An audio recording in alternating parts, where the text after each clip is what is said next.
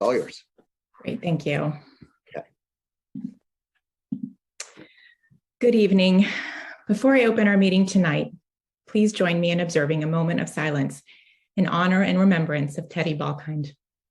Teddy was a sophomore at St. Luke's School and a graduate of South School. Our close-knit community is heartbroken and devastated by the tragic loss of this bright young man, one of our own.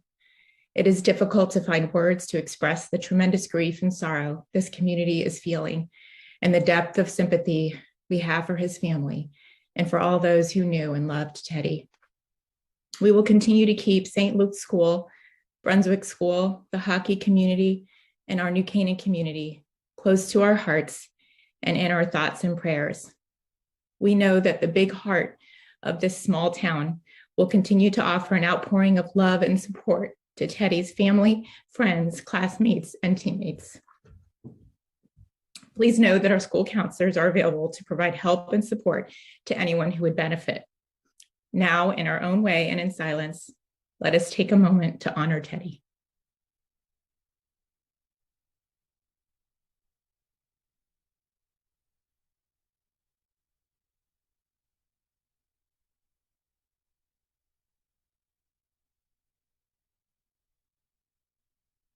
Thank you.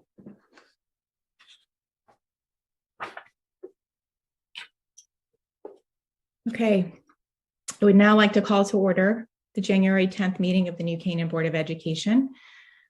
First tonight is to approve minutes from the December 20th meeting. Is there a motion? Brendan, second. Julie, all in favor? Okay, see all hands up. Next is to approve the minutes for the January 5th meeting.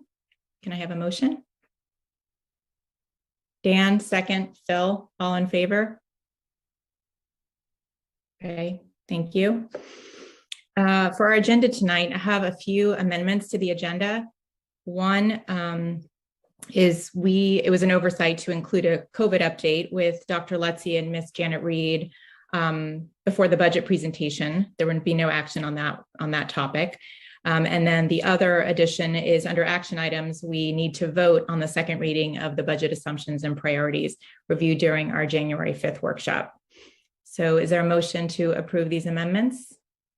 Brendan, second. Dan, all in favor? Okay, thanks everyone. And a motion to approve the amended agenda. Erica, second. Bob, all in favor? Okay, thank you. Next, we have comments from the public. To ensure the public's right to be heard, the board has set aside time during the meeting for public comments. 2 minutes will be allotted to each speaker and a maximum of 15 minutes to each subject. So if you would like to address the board, we're in a remote format tonight, please use the raise hand feature within Zoom, and Dr. Lutz will move you over to speak one at a time. And I would ask that you just please state your name before sharing your comments so that the participants who are watching also know who's speaking. Katrina, just a quick question. How do you, I'm going to track the timing, but I can't really do anything remotely. So do you want me to just shout out at 2 minutes or? Yeah, you can play your phone. Got it. Music or alert. That would be great. Okay. I see a few hands, at least one hand's up.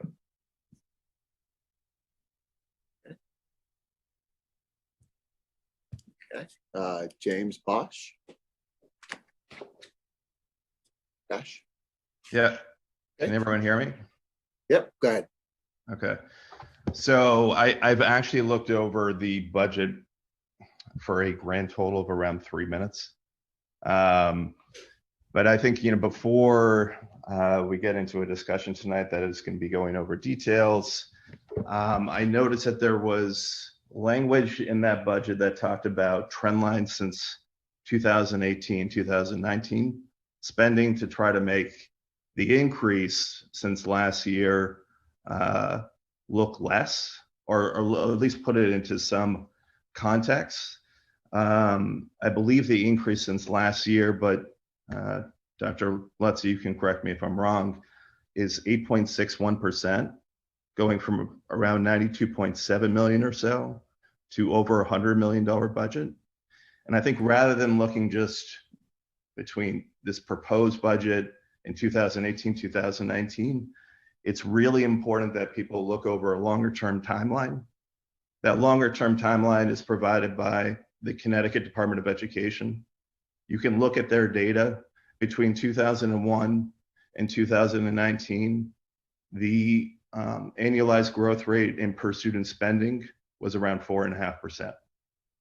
So rather than just taking the last few years, examining the base that we're coming off of over a long-term time frame is really important.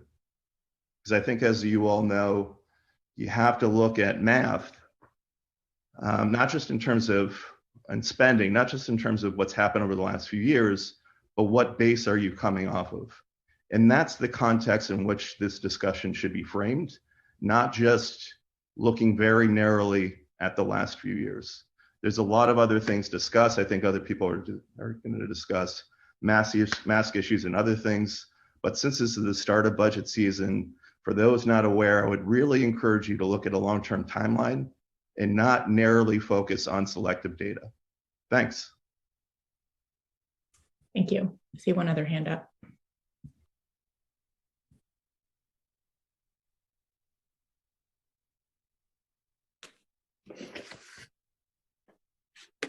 Okay, next is Joe Miller. Hi, can you hear me? Yep. Hi. Go ahead. Thank you. First of all, Happy New Year to all of you. So I wanted to bring up the topic of masks. Over the last year, there's been a lot of celebration, congratulations about keeping the kids in school, how successful the mitigation strategies have been. However, as you all know, many in the community have been submitting real peer-reviewed stats clearly showing that not only do the masks not work, but they're detrimental to the overall health of those who wear them. A lot of people were referred to as crazy Google conspiracy theorists, whereas many of us just felt that we were a group that's quite intelligent and capable of critical and independent thought. I feel like there's some vindication. As it turns out, cloth masks do not work. Shocking, I know. Not only that, but 6 feet social distance was pulled out of thin air. 3 feet, I guess, is now sufficient. The director of the CDC proved Sunday what many of us knew all along: they're incompetent. As it turns out, the follow the science crowd looks somewhat like children playing whack-a-mole while simultaneously saying, "Thank you, sir, may I have another?" So it essentially begs the question, for all of the praise of mitigation strategies working, turns out that none of them work. Masks didn't work, the social distancing didn't work. So here we are, and Lamont recently stated that he's already considering extending certain mandates within the EO. Dr. Lutz, this is directed to you. You had a backbone filled with titanium when you put our kids back in school in the early stages of COVID, and congratulations for that. It worked out very well. I think many of us would like to see that titanium backbone again, and speak up and speak loudly against Lamont. While it's an EO and it's a mandate and it may not work, we as a community need you and your strength to speak up for us. That would be appreciated. We know you can do it and we'd like to do it. One last quick statement would be directed to Ms. Parkhill. It was noted last meeting, I think, that you were, that you basically automatically punted on the mask.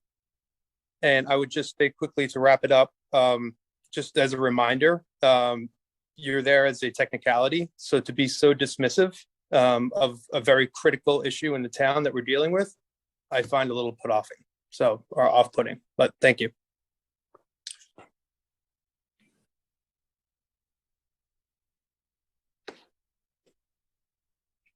Okay, I don't see any other hands raised. Let's give it a minute. Okay. Okay. All right, so the next, let's see, moving on. We have an update on COVID with Dr. Lutz and our nursing supervisor, Ms. Jana Reed. Okay, if we just wait one quick moment. Zoom will promote Janet to a panelist here, and here she comes. I think. Here you go. Hello, Janet. Hello, everybody. Great. Okay, so thank you, Janet, for joining us tonight. Thank you. I've asked Janet to join us for a quick update on a couple of things. As you may or may not know, Janet is our district nursing supervisor. She's also been our COVID lead really from the start. She stepped forward back in 2020 when the state was asking us to develop plans and to identify someone as the COVID lead. And I think you've seen Janet's good work all, ever since. We talk about the dashboard that we have, and we'll talk about that a little bit later. The Charting Our Course website, all that information, that data all flows through Janet. She keeps that dashboard updated. She also has been a point of contact for all of our nurses, support for all of the nurses across the district and all of our staff. I wanted to just quickly share with the board, I think most of you are aware, if not all, yesterday we held a test kit distribution. I know we've been hearing about these test kits coming from the state since the holiday break, and they were supposed to come, in the middle of that week to get in people's hands by New Year's Eve, and that didn't happen, and there were some delays. Well, they did last week. They did arrive, and they came into the state. We were able to take possession of about 3,000 or so test kits. So those came in for us on, I guess it would have been Tuesday, and then we had the ice storm on Wednesday, where everything was shut down and it was crazy and what have you. And then we had school Thursday and snowstorm Friday. So we're trying to figure out how best to get these into students' hands and get them used. So what we did was organize a kit distribution yesterday for all students across the board. And I want to say thanks to, our district administrators that were here. Our building principals all came in. We had our CERT volunteers. They had about 20 CERT volunteers that stepped forward and jumped in at the chance to come in and help the schools. Custodians here, campus monitors here. It was a whole district-wide effort. We were at all 5 of the buildings. You probably saw both of the texts that I sent out yesterday. The first one got us a wave of interest, and then it started to wane. The second one, brought out another wave. And by the end of the 90 minutes or so, we had distributed about 1,200 or so test kits out to students. And within an hour, our principals were already getting emails from parents saying, thank you, I just tested my child and I thought it was just a cold, but it just came up positive on your kit, and those kinds of things. So it really did what we wanted it to do. And the goal in doing it yesterday was we wanted people to use it before returning to school today if they didn't feel well, so that we can keep things moving forward and keep going as we're going. So it went very, very well. I want to say again, thanks. It took teamwork on everybody's part, and so giving up that Saturday. It ended, we all went home, put our slippers on, and watched a football game. So it was time very well spent down here in some not so nice weather, doing a little bit more, trying to keep things safe. So Janet, again, thanks for joining. I know things have been a little crazy lately. Indeed. They have. We've had, like other communities, and you've seen around in the news, we've had an explosion of cases. In the last 3 days, we had 97 cases through the district, and it's overwhelming for the nurses to manage this. Fortunately, we no longer do contact tracing as per the Connecticut Department of Health, because when you have such widespread transmission, it doesn't make sense. We have to all assume we're exposed. But we still need to speak to each of these positive cases, give them some information. There's a lot of emotion just in the building in general, let alone with the positive cases. So, it's been pretty overwhelming. And in New Canaan, we are very methodical and meticulous about our numbers and our cases and tracking them down. But one of our frustrations is the communities around us aren't necessarily doing this. I got an email that some other towns aren't reporting.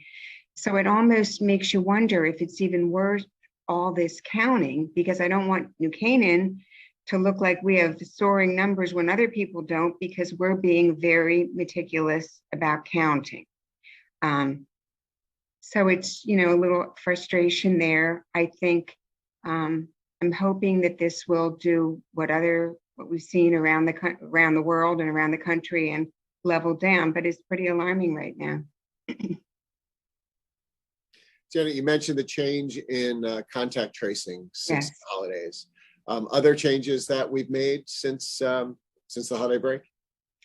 Well, we do the, you know, pivot. I just feel like there've been so many changes trying to keep up, and I understand the speaker's concerns about the changes. That's frustrating to me also in trying to be the voice of the messaging when it's changing, but it's trying to respond. I've been a nurse for 40 years. I've never seen anything like this, and trying to respond to keep everyone safe is frustrating.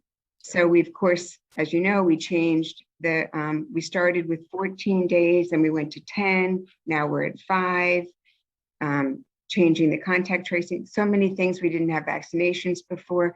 So it's trying to stay nimble on our feet to respond to what's going on and respond and act appropriately to keep our schools open, everybody in school, and keep us all safe. Yep. So the change in the quarantine approach, right, without the contact tracing in schools, and then with the reduction of the time for isolation or quarantine if somebody has to 5 days. If it's isolation, it's if their symptoms are resolving, right, and we're finding a fever. And we're finding a lot of people need more than the 5 days. And so again, we stress the biggest thing is to not come to school or work if one is ill. So right. If people are still symptomatic, you know, we kind of take it day by day to make sure we don't have, you know, people coughing and sneezing in the building.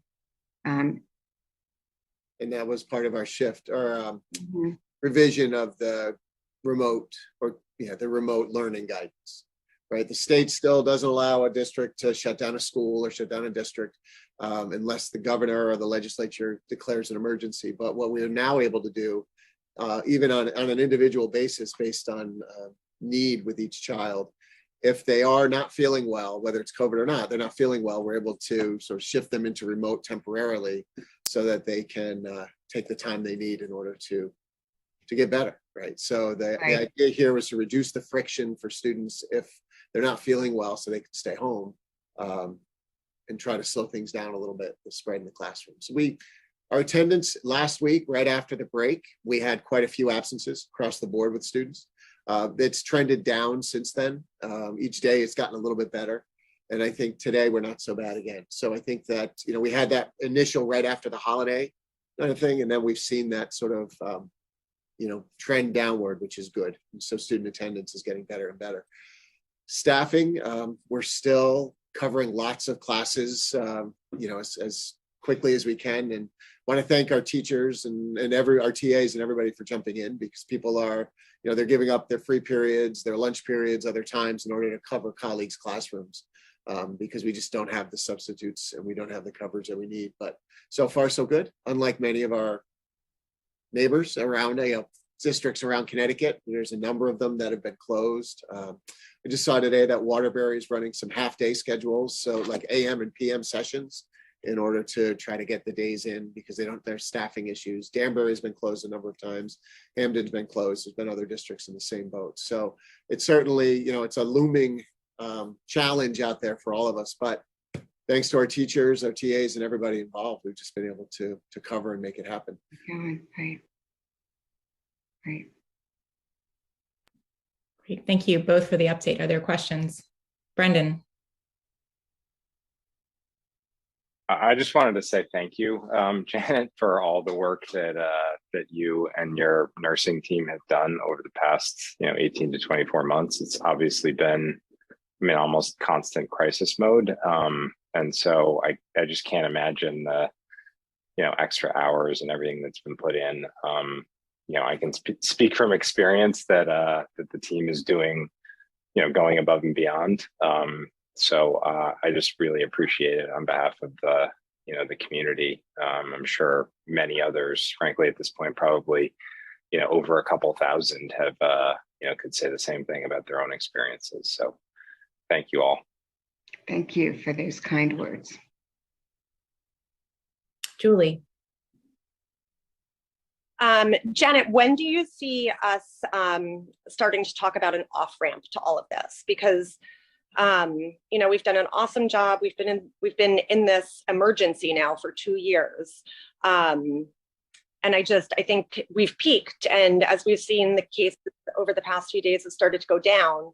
And I really think that as this variant goes down, we need to start figuring out how to get out of this situation that we're putting our kids in that's affecting their education. I know that I'm eager for that also, but I don't think we're down yet. I had 94 cases today, so that's not going down yet, but I'm hopeful, ever optimistic every day that this is the day it can turn around. And fortunately, people are not as ill as they were with Alpha and Delta, so I'm optimistic for that, but I'm right with you. I want the off-ramp too.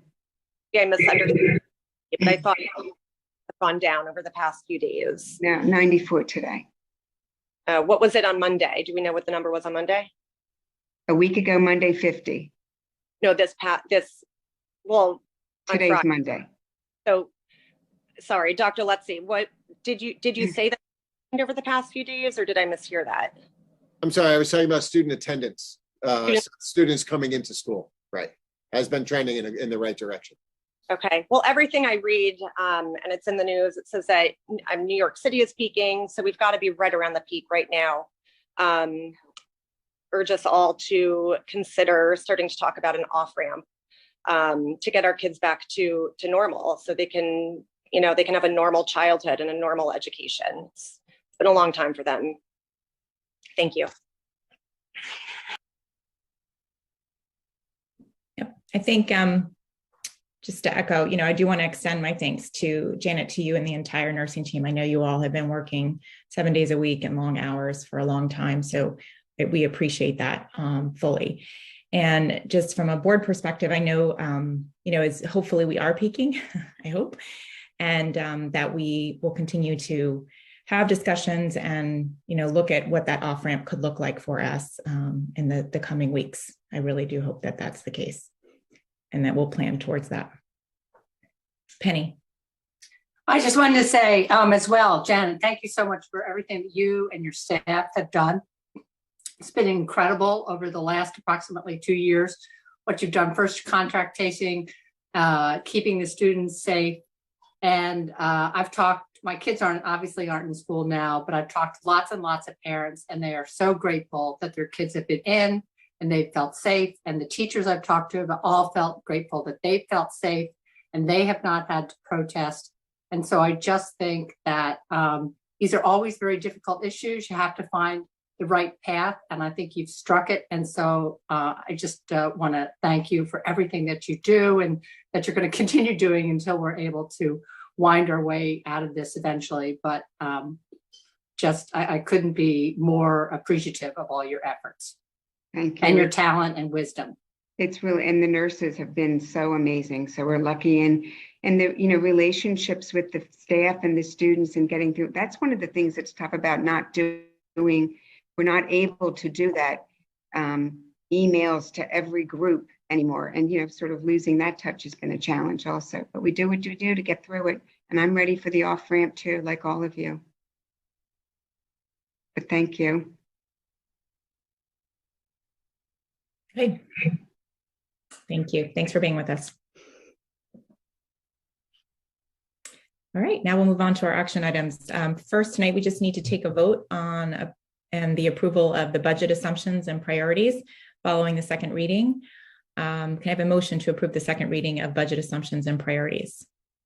Brendan, second. Penny, all in favor? Okay, I see 9 hands up. Thank you all. Next is the presentation of the superintendent's 22-23 budget as a first reading. So as we usually do, may I have a motion to approve the superintendent's budget as a first read tonight? Phil, second. Penny. All right, and we'll vote at our next meeting. Dr. Lutz. Okay, well, thank you. And thank you, Janet, if you're over there as an attendee. You didn't get to say thanks. I'm going to share my screen in a moment. And as we've done in the past, I have a few slides to share with you and talk about a little bit about the budget, about the district, where we are. And then we'll plan forward from there. It's a little bit different doing it virtually. So if it gets a little glitchy, I ask you to show me some patience, but I think we'll be all right here. Let's see. I'm going to do that.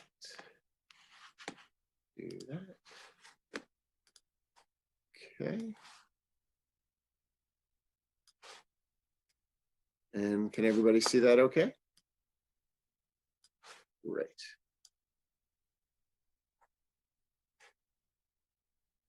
Okay, so tonight it is my great pleasure to share with you the superintendent's proposed 2022-23 budget.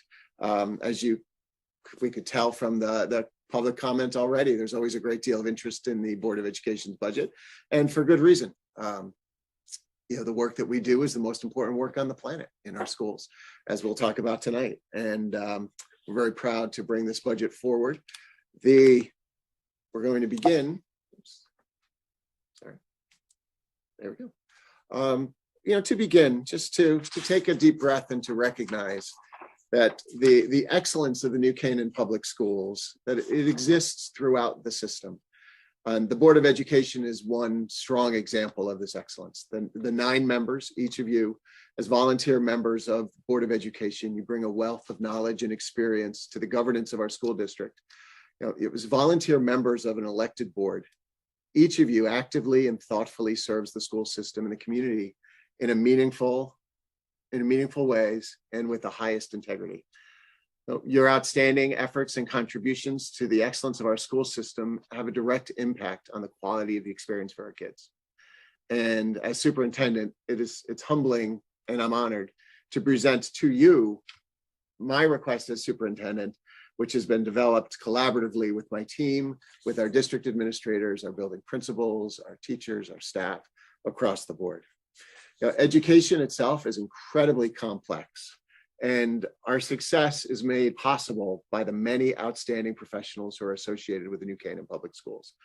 Our district is incredibly fortunate to have such dedicated teachers, administrators, and staff, and our nurses, and everybody else that makes up our school community. And many of them had a hand in developing the budget that we're going to be talking about tonight and for the next couple of months.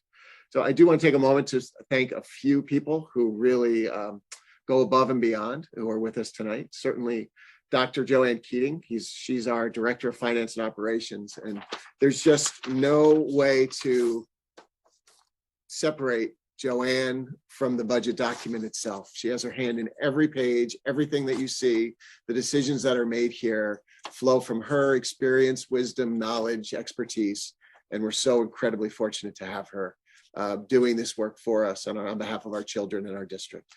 Working alongside Joanne is Tracy Haberman, who is our budget director. Tracy and Joanne are a formidable team as they're working through the budget. Big picture and little picture, I should say big picture and fine detail. They work together to do this work, to make sure that it captures the vision, the mission, the goals that we have, and that every line sums up appropriately and accurately, and that the math is all correct all the way through.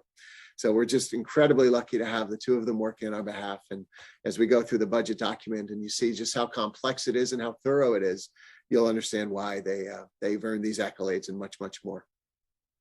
I also want to thank Dr. Carenti, who has been working months and months on this budget, meeting with our teachers, meeting with our curriculum leaders, our staff, as have Bill Tesber and Darlene Pianca, everybody together.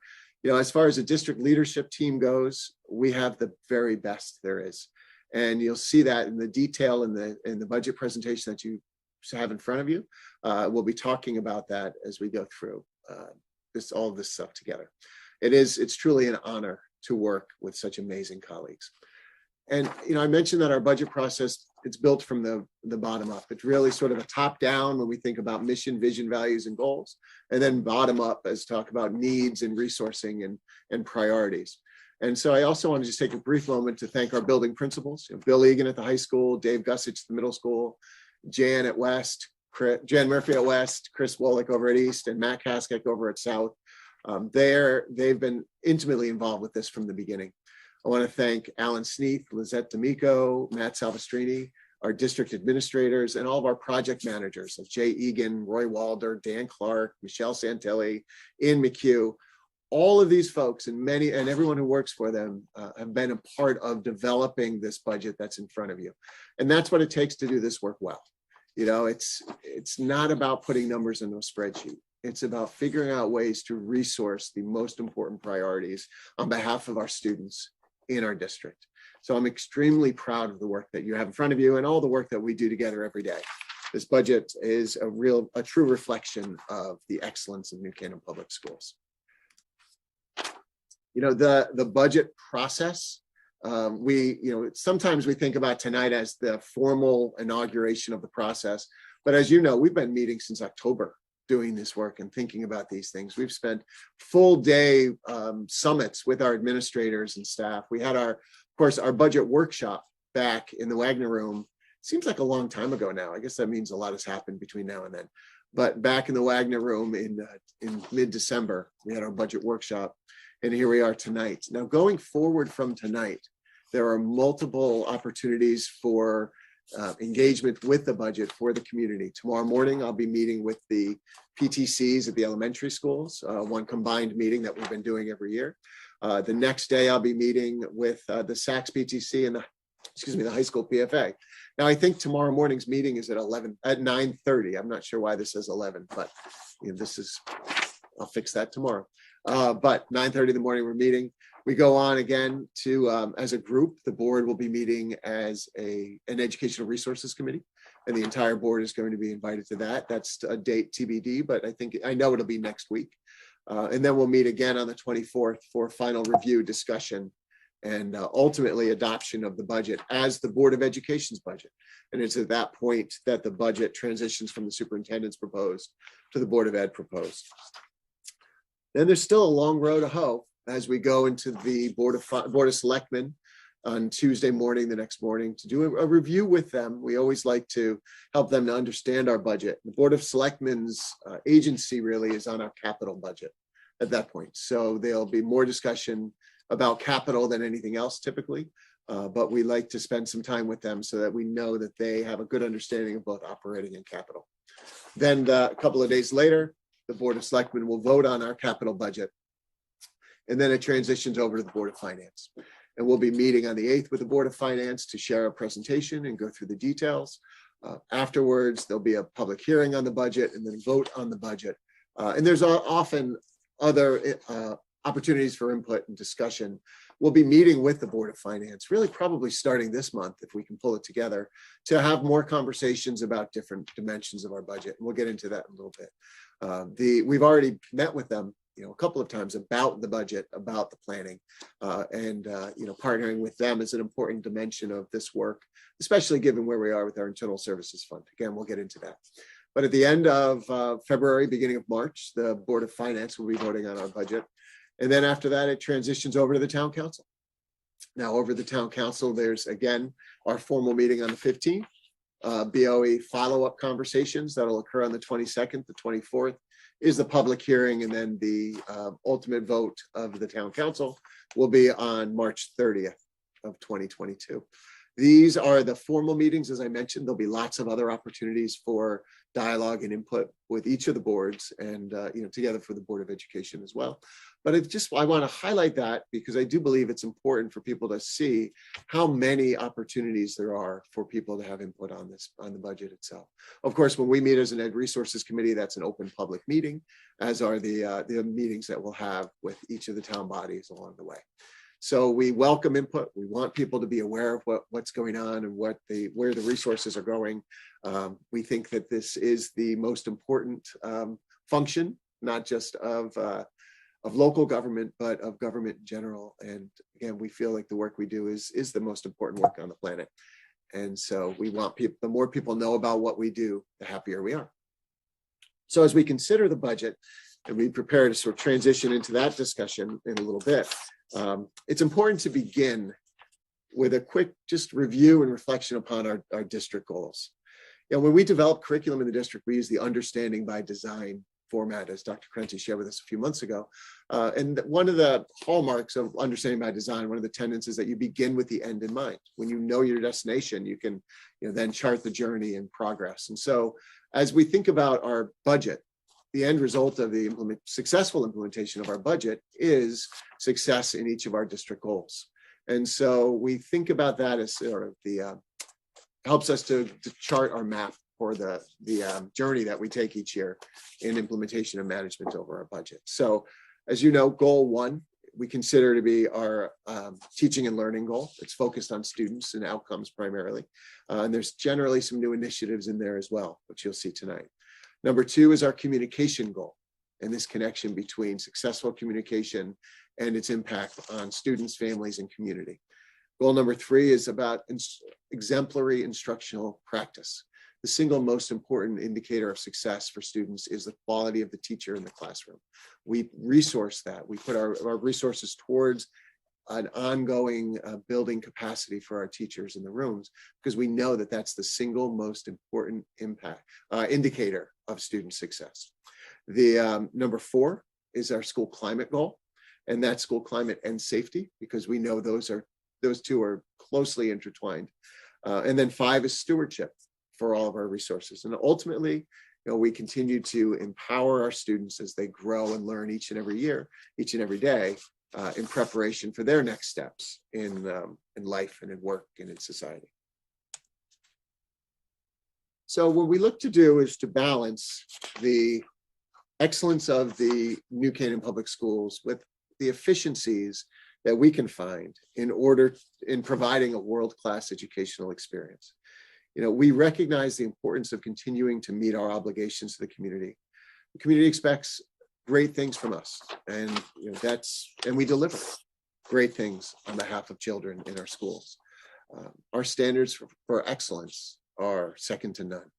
But at the same time, we recognize that we have to continue meeting the community's trust, that we'll use every dollar carefully, we'll save wherever we can, and that we'll strategically leverage our resources for students and student improvement and student growth. We're uncompromising in our commitment to excellence and unrelenting in our pursuit of efficiency. And both of those are hallmarks of a world-class education system, which is what we have here in New Canaan. It was mentioned before a little bit in COVID update, just how the students' experiences have been interrupted. And trust us when we say we focus on the student experience relentlessly. We know that this is what we do. This is the most important thing for us to always keep in mind. But when we start to reflect on what's occurred the last couple of years, I think this is pretty sobering, right? When we think about the last uninterrupted school year for our students. Well, if you're in kindergarten, grade 1 or grade 2, you haven't had a school year yet that's been uninterrupted from the pandemic. At grade 3, it's kindergarten. As you look down, the only students that were in the high school prior to the start of the pandemic are our 12th graders right now, and they were only freshmen. And if you remember being a freshman in high school, you didn't know all that much about high school when the year ended. So we are continually sort of teaching and reteaching our students, not just all the academic pieces, but what it means to be in the grade that they're in. And we are really working hard to continue those opportunities of development and growth. We also know that our school community, our parents, their availability to come into the buildings and to integrate with our schools on that level has been interrupted. It's been interfered with. So we're very well aware of that. We think about it regularly. And we find this to be another dimension that we've worked incredibly hard to deliver excellence for our community. And again, it takes a team to do this work. But right from the start, we implemented a 4-tiered mitigation plan, thinking about the student experience and what could we do to keep things as normal as we can, as moving along as best we can, but also to make sure that what we did wasn't a pale replica of what they would have had without the pandemic. Because that's where I think people were, it wasn't the meaningful, relevant, memorable experience that our students deserved. So instead of kind of sitting back and kind of just settling for whatever we could do based on what we had done in the past, we looked to create new things and to create new opportunities. And you see it now. I mean, the board has had opportunity to learn about the outdoor learning center proposals over at East. Saks is doing a lot of work with this. The high school's looking at it. West has a beautiful spot. South is doing more and more work outside, and they have their garden. I mean, these are things that started maybe before a little bit, but were accelerated through the pandemic. So the learning environment itself, taking it outside, keeping it safe, doing things. The contact tracing and quarantining, now you heard we're making a significant shift there, which I think is all for the better. That's, there is a way that we're saying, I know you used the term off-ramp before. We've been moving in that direction every chance that we get. We've been talking about amongst each other and across the district about seizing opportunities when they present themselves. When a window opens and we can do something, we do it. Even if that window might close in a couple of weeks and you can no longer do it, we jump at the opportunity to do it because that is what our students deserve. And it can be exhausting. It can be a lot of work, but we're all here to do hard things, and that's what we've been doing. So the number of quarantines as we went through last year, the testing that we did, 16 different testing events in the beginning, the vaccination clinics we've run, and the results that we've gotten with a high degree of certified and non-certified staff. The end result of all of this, of course, we're in a different place this year than we were last, but a lot of this momentum carried us right in. But important just to note that in 2021, we were one of the very few districts in the state and nationally who didn't experience a single day of unexpected closure due to COVID. We opened our schools right on the first day of school. We kept them open all year long. We closed for 5 days after the holidays. We announced it prior to the holidays. There wasn't a single time where we had to close unexpectedly, which is stunning when you look at what happened across the board of the rest of the state, the rest of the country. Our high school, when we saw that the high school students were struggling in the hybrid because it was just so routine and boring, we created a brand new system called the Hybrid Plus, where instead of half students in whilst the other half were home, we brought 2/3 in while a third were home. And by doing that, students were able to interact with each other that hadn't seen each other for months in school because it was 50-50 and stayed that way. We designed and developed something brand new. We're the only ones who used it, and I still stand by it. I think it worked very, very well for our kids. And that was their feedback to us too. Again, all 5 of our schools had the majority of their days in-person learning. And just, to break down what that actually means, we see how much our students were in school. And that's the level of dedication that continues, right through this year and continues forward, as we problem solve this every single day. The challenges of the pandemic have been just, unparalleled. But it's really, when a challenge happens, when something happens like this, that could be so disruptive, it can really test the team, test the leadership team, test your relationships, test the commitment. And I'll say all of the above and more just held so strong and were so impressive throughout. The great work of our staff, our teachers, lots of conversations. Even just last week, we had Darlene and I went to a meeting with the New Canaan Educators Association, and we talked for an hour about what's happening and how they're doing and what they're seeing, and give back and forth and give and take. And it was really a productive, collaborative conversation, all focused on doing our best for our kids in our schools. And that's sort of the New Canaan way, New Canaan spirit here. So our communications with the microsite that we created, charting our course. This is just today's snapshot. Janet was talking a little bit about what's going on. In the past, you would have seen the positive numbers lower than the quarantines, but now you see that's flipped because we've really worked hard to manage the number of students that need to quarantine based on the newest guidance from the State Department of Ed. But I do, in every communication I send out, I encourage people to go to this website. I encourage you to go there. It's a great way to kind of learn. We put up communications from the State Department. We put up things from the Department of Public Health. We had over 150,000 hits on it last year, which isn't bad for a school system with 4,200 kids. And I'm sure I was not more than a few thousand of those hits, I'm sure. So. Excellence in athletics.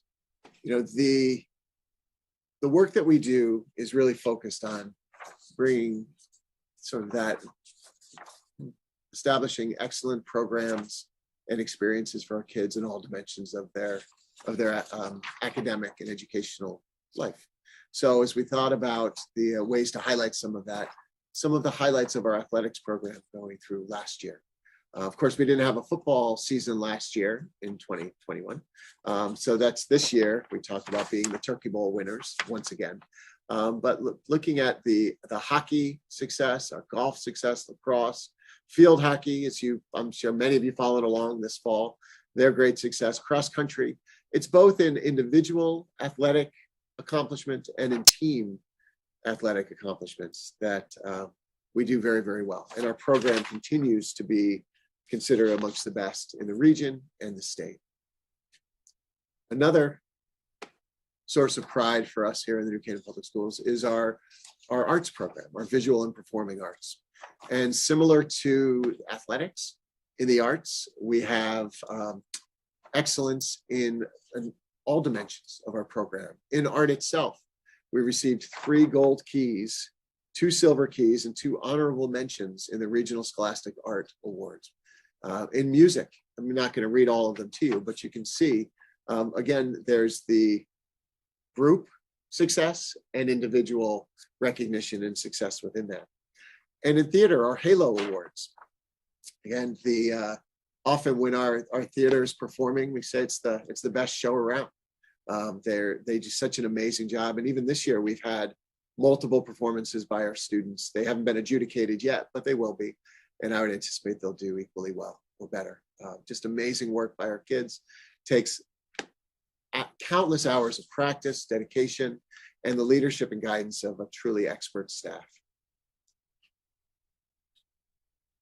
You know, there's 70% plus 72% of our students participate in athletics. Another significant percentage of our students participate in visual and performing arts. There are other students that don't do either. And we're looking for ways to connect with the schools. We think, I believe, and we all believe that the most successful school districts are ones where every single student is connected to the school in multiple ways, in and out of the classroom. So with that in mind, we create opportunities for students to get involved in our clubs, our activities. We met with Paul the other night about Model UN. He talked about it as kind of an academic club. Because of the structure and the competitive nature of the work that they do. Most of these are not competitive. They're hobbies. They're things that kids like. And they come about when kids come to us with ideas. Say, you know, I want to start beekeeping. I heard it's really cool. Are there any teachers who keep bees that could work with us?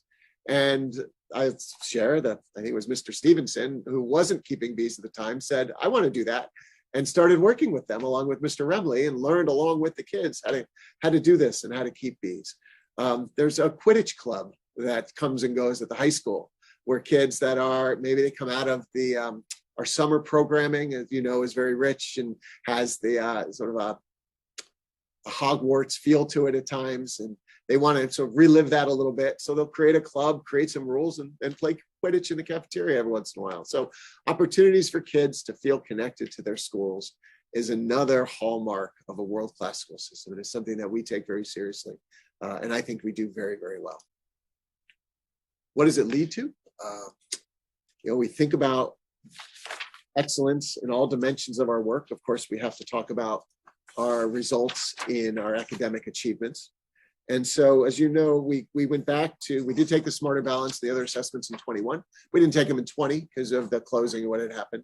But when we look at the comparison for our student performance on meeting or exceeding goal, which is a high standard, certainly exceeding goal is, meeting or exceeding goal in English language arts and in mathematics.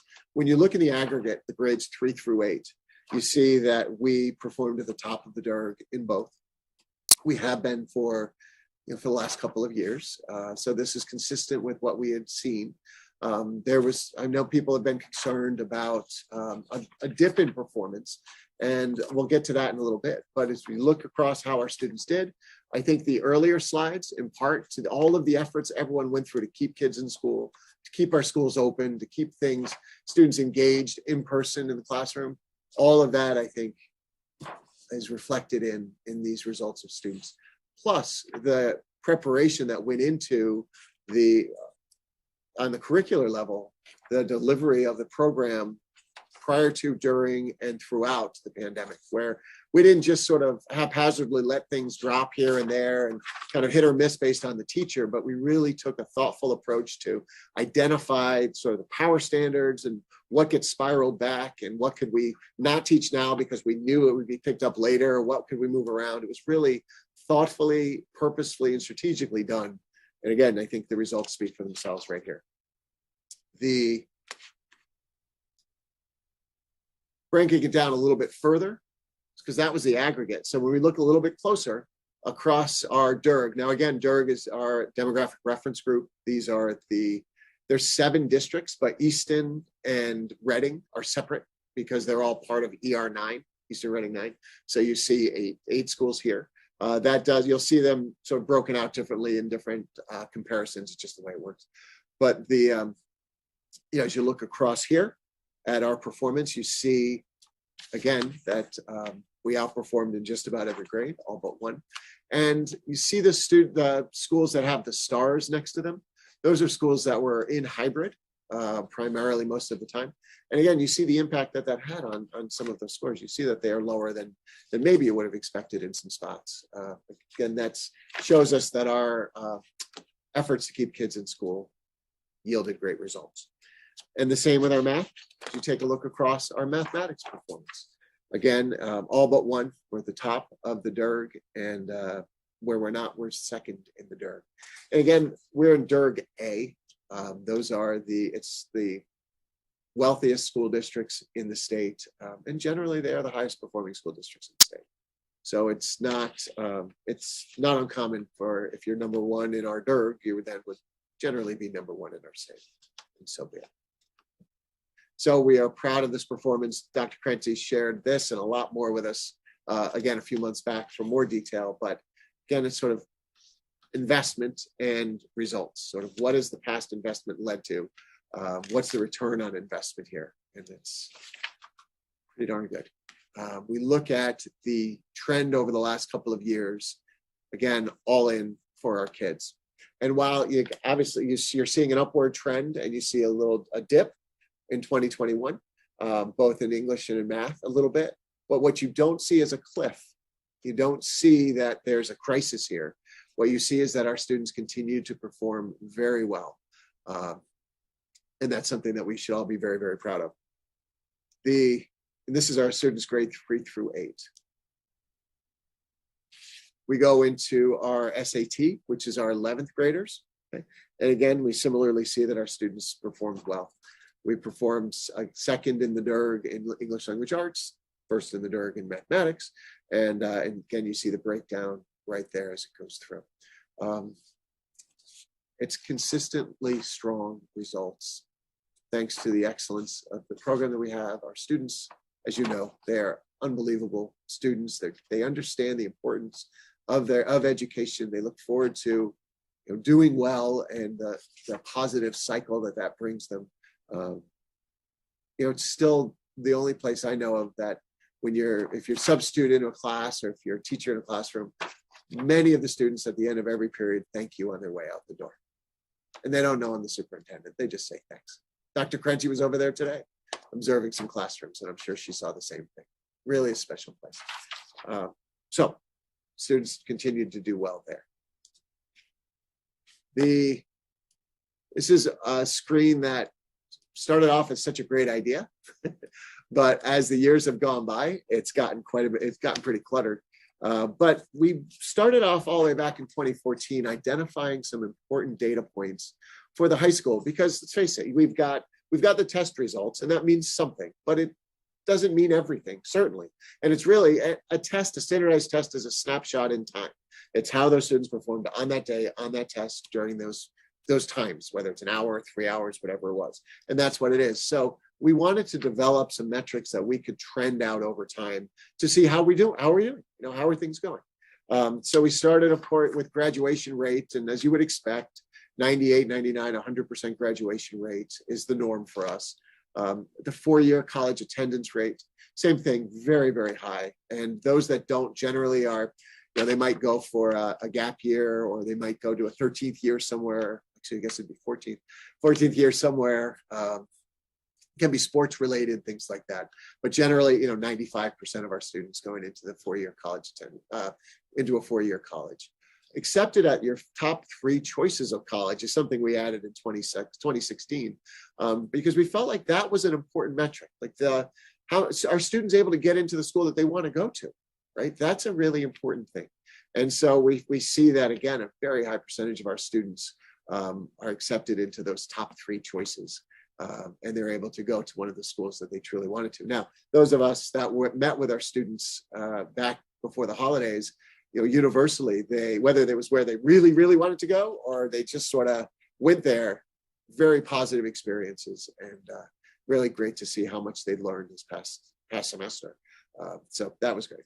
Attending the most competitive colleges, 35%. You know, years ago, back in 2014-15, I had a consultant come down and was talking about sort of the district and long-term planning and things like that. He asked me about this number. He said, well, how many of your students typically attend the most competitive colleges? And I told him, you know, about 35%.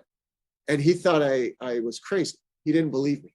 He thought that it was off by a factor of 5 or 10. You know, typically a school, you might see 7%, 10% of your kids going to those most competitive schools. For us here, it's a third of our kids, which is really stunning. It speaks to the academic expectations and the overall experience that our students have in school. It speaks to our high academic standards and our students' ability to meet them, you know, and see them through. The average SAT score, if you take a look at how this has trended, you might think we fell off a cliff in 2016 into 2017, but actually there used to be a writing component that was scored with it, and that's been removed.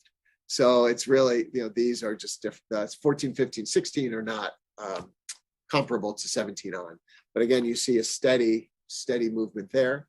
The number of AP courses is something that we've been working on through the years, and Bill Egan has done a great job, and him and his department staff, department leaders and everyone there, thanks to Dr. Crenti and others. We've moved up from 22 AP offerings to 28 AP offerings, which has really meant that the program is expanding to students of various interests. You know, when you have a narrow selection of advanced placement courses, you're really appealing to those top performers in your traditional academic areas. So you'll have your AP US history, you'll have your AP literature, your AP language, you'll have, you know, AP bio, AP chem, you'll have those, which are incredibly important foundational courses. But the catalog itself lets you expand beyond that so that you can begin to offer courses like AP microeconomics, AP macro, government and politics, others that can really bring in students of various interests, AP psychology, others that maybe they're not top of the class in science, but they can still take an AP environmental class and do really well because that's something that they really are interested in, that really drives them. Same with like art courses and others. So expanding that catalog means that that level of coursework is available to that many more students. And it's really made a difference. Sort of going down, not to take too long here, but AP participation is way up. As you see at 487, started at 318 back in 2014. You would expect that as you're adding more courses. Now the AP test scoring 3+, there's a dip there. That has to do with a number of things, including the online nature of the test. And, you know, our students are learning in all different kinds of ways. The test being online and the way that if students were taking, many of them sort of just logged in, check the box, check submit, and called it a day. So we could control for those, but we figured we'll just put the real number out there. So that's that dip. We expect to see that recover this year. Number of AP scholars are students who have gotten exemplary scores in multiple tests. And then the average ACT score, ACT was big a few years ago. It started to, the numbers of students taking it have tapered down. And then participation across the board, as I mentioned before. Our goal is to get that 88% number up to 100%.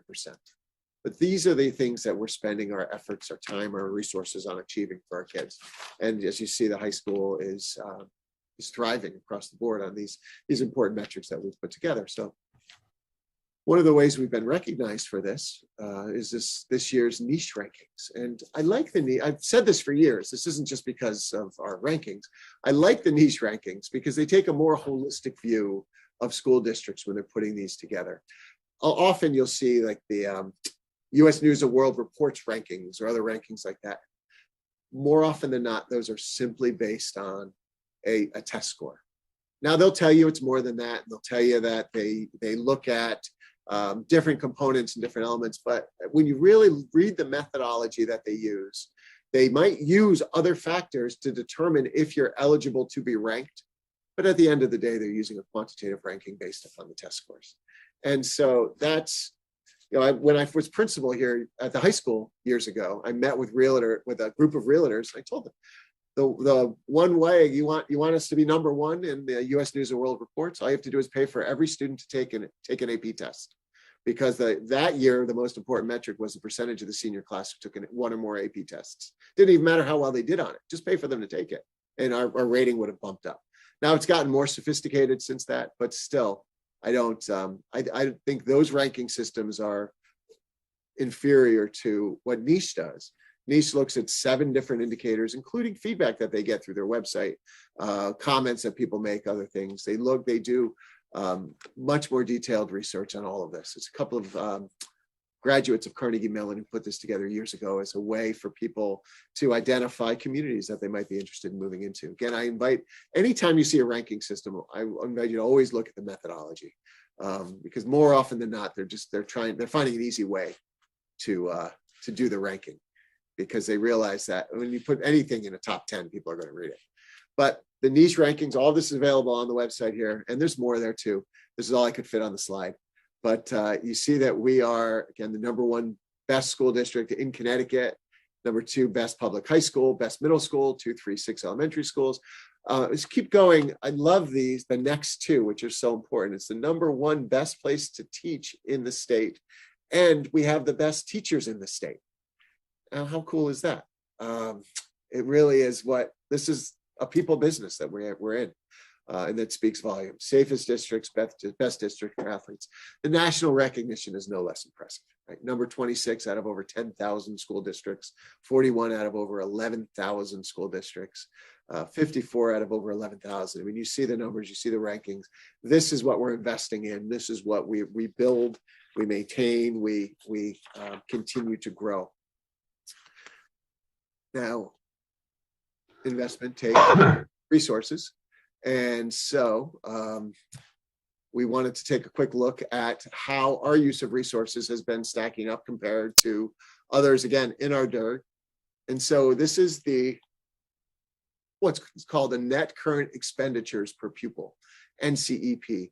And this is all based on the end of the fiscal year ranking, reporting that gets done by each of the towns. It is very controlled. Dr. Keating can get into more detail on that if you're interested, but it is really controlled so that the reporting is consistent so that the comparisons can be made, because these are the numbers that they use when they're determining excess cost grant reimbursement. So they're invested in getting this right, because these numbers are important, because then, as you know, for excess cost for students, if they are more than 4.5 times your per pupil expenditures, there's a reimbursement piece. So there is definitely some investment in getting this right. So net current expenditures per pupil, you see us here. This is a list you don't really want to be at the top of the list on, right? Unlike our test scores. This is our DIRG. We put Greenwich in there as well. So net current expenditures, then our rank across the state. And there's 169 towns in the state. And so out of all of those, we're ranked 54th in our per pupil expenditures. That's in 2018-19. And I know we're looking at some of the comparisons across there, as was mentioned before, and I'll explain why in a little bit. But in 18-19, our NCEP rank was 27th in the state. So while our testing and that work is going the right way, our expenditures are, we continue to control for that. ANGLIC is you can see it right there. I covered it up, but adjusted equalized net grand list per capita. Essentially, that's the wealth rank, right, for the town. And you see that we are ranked 2nd in the state, or we were in 2021, again, according to these data. The column on the far right is generally considered in nomenclature, it's called the ability to pay. And then the middle, we call the willingness to pay. and the per pupil expenditure on the left. So we're proud of this because our results are the very best, and our spending is carefully managed and controlled. Again, this is the 2020-2021 school year. So just to put a little more context on this, because I do think it's important. So you see that Reading is the highest of our DIRG. Now, there are some districts that are much smaller, under 1,000 students, where their per pupil expenditures are higher because their number of pupils is less, right? It's math, as we've talked about. But Reading is in our DIRG, and their NCEP rank is 11. So that's $26,832 per child is what they're spending. If we were spending $26,832 per child in 2020, 2021, our budget would have been over $20 million higher. Okay. The highest in the state is Sharon, Connecticut. It's a small state, a small town, about 200 or so students, but just, if nothing else, for shock value, if our per pupil expenditure were equal to Sharon, the number one in the state, it would be over $85 million higher. Now, of course, that's driven by some costs that, they have to fully absorb the costs of their transportation, their leadership, their, other pieces to it, but still, it's shock value. The average of our DIRG in 2021, if we were equal to the average of our DIRG per pupil, our budget would be $6.5 million higher than it was.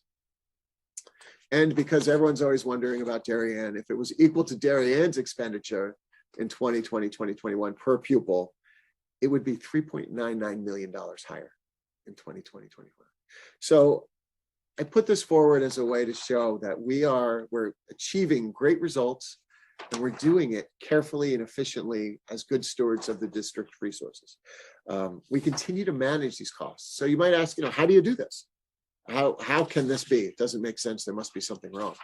Well, actually, it's strategic and purposeful in that we have been taking steps throughout the last number of years to bring things in-house, made some hard decisions to do it in order to bring our costs down. We've done things like printing. We have an in-house copy center. We still use that. It brings down our costs. It reduces paper consumption, although lately we've been up on paper consumption. We'll take a look at it. But it improves service for our teachers, for our kids, for everybody. So a teacher, instead of having to stand at a copier and make copies and wait for half an hour, or you spend a whole prep period waiting to make copies, they can email off their print job to the print center. It'll get done and delivered to them so they can bring it to their class. So now our teachers are focused on what they should be focused on, and they have that time to prepare for the classes. But it does bring down our costs because we're using these big machines, and we're minimizing our waste because the people who are making the copies know what they're doing. So it works very well. Maintenance, we've got a preventative maintenance schedule that's been implemented by Dan with Joanne's oversight to make sure that we are taking care of our equipment.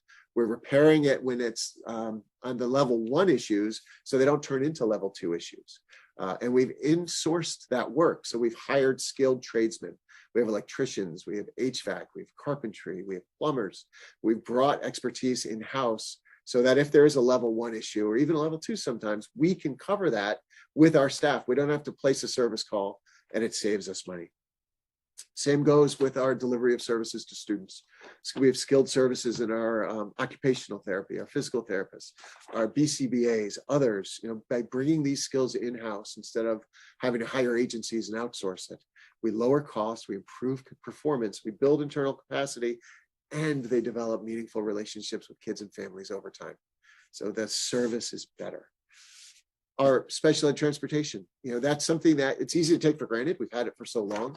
But when you hear the stories of other districts having to spend well over $100,000 for a single child to go to a single placement every day throughout the course of the year, you hear these stories all the time. You realize that it's really something special that we have here, to have the Suburbans that we do, the staff that we do.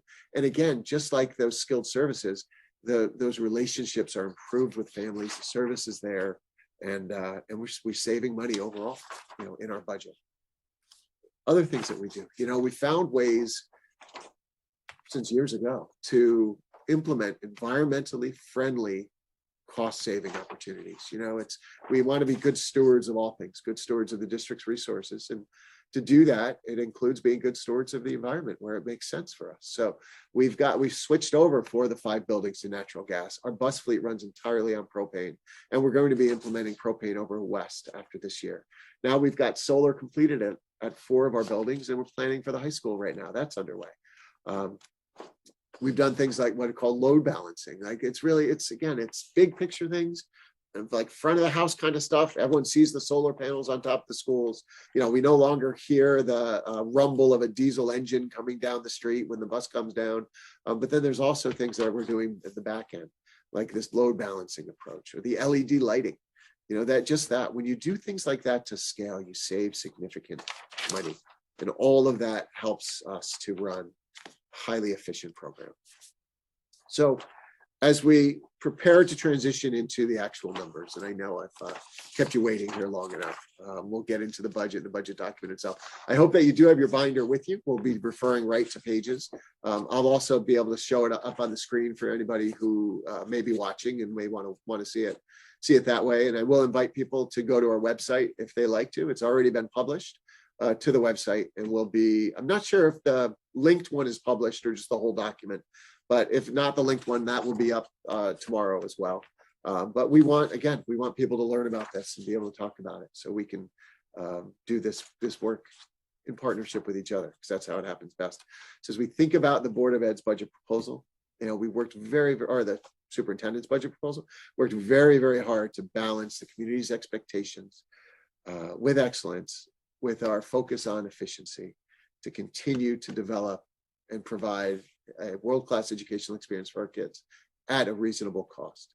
So it invests in high leverage continuous improvement initiatives, supports high quality curricular instructional assessment practices, aligns school schedules to optimize student learning. That's still in this budget, as you'll see, provides for our ongoing safety and security efforts, and focuses resources on areas of greatest need and impact for kids.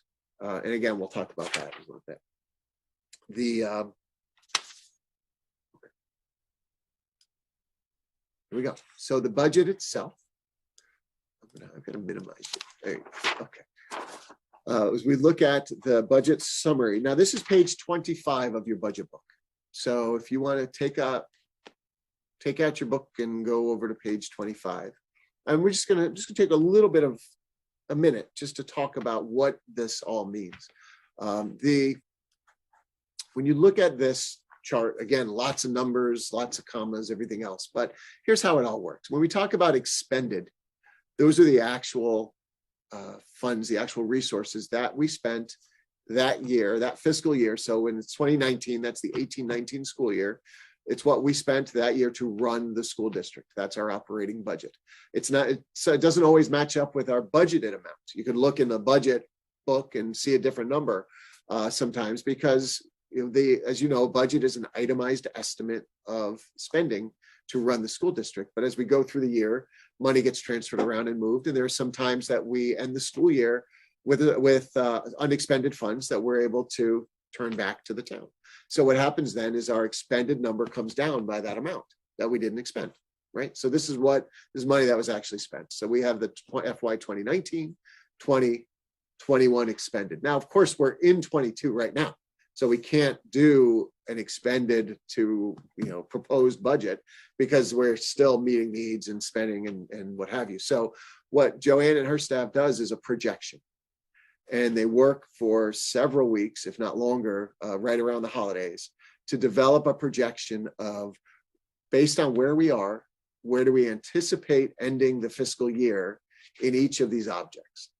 And we've got a lot of history to pull from for that, right? And in truth, as you know, our salaries are about 65% of the budget. Benefits are about another 17, 18% of the budget. So those are things that we can encumber. This is encumbrance accounting. So we can, not all of our salaries, but many of them. Our teachers, certainly TAs, contracted salaries we can. We have hourly employees that we can't. The sub number can be tricky because we don't know what's happening a given day. Overtime, so there's some things you can't, but based on our experience and the trends and what we're seeing, the projections are put together and developed. And then based off those projections, we develop or compare our proposed budget, because it wouldn't make sense to compare a proposed budget against budget items that were decided over a year ago, right? That have been changed based on changing conditions. So we look at our projected, we develop our proposed, and then we put forward our difference between the two as our percentage change there.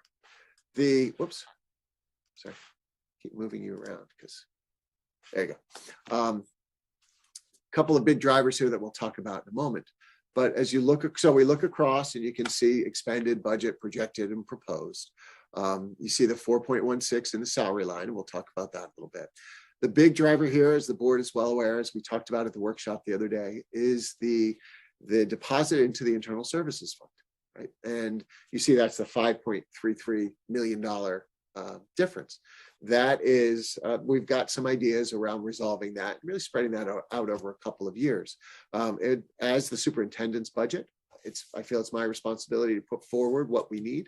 And then we'll continue to work with the Board of Finance together with Board of Ed and others to develop a plan that's going to work. I don't anticipate that the $5.33 million is going to be the budget number, but we bring it forward now so that we can continue to have those conversations and articulate the strategy to get this fully funded in the next couple of years. You'll see a number of our objects are going down, right? The -152 in contracted services, property services. Now purchase services, that's where we have our school start times initiative, right? So you have the $1.1 million increase there.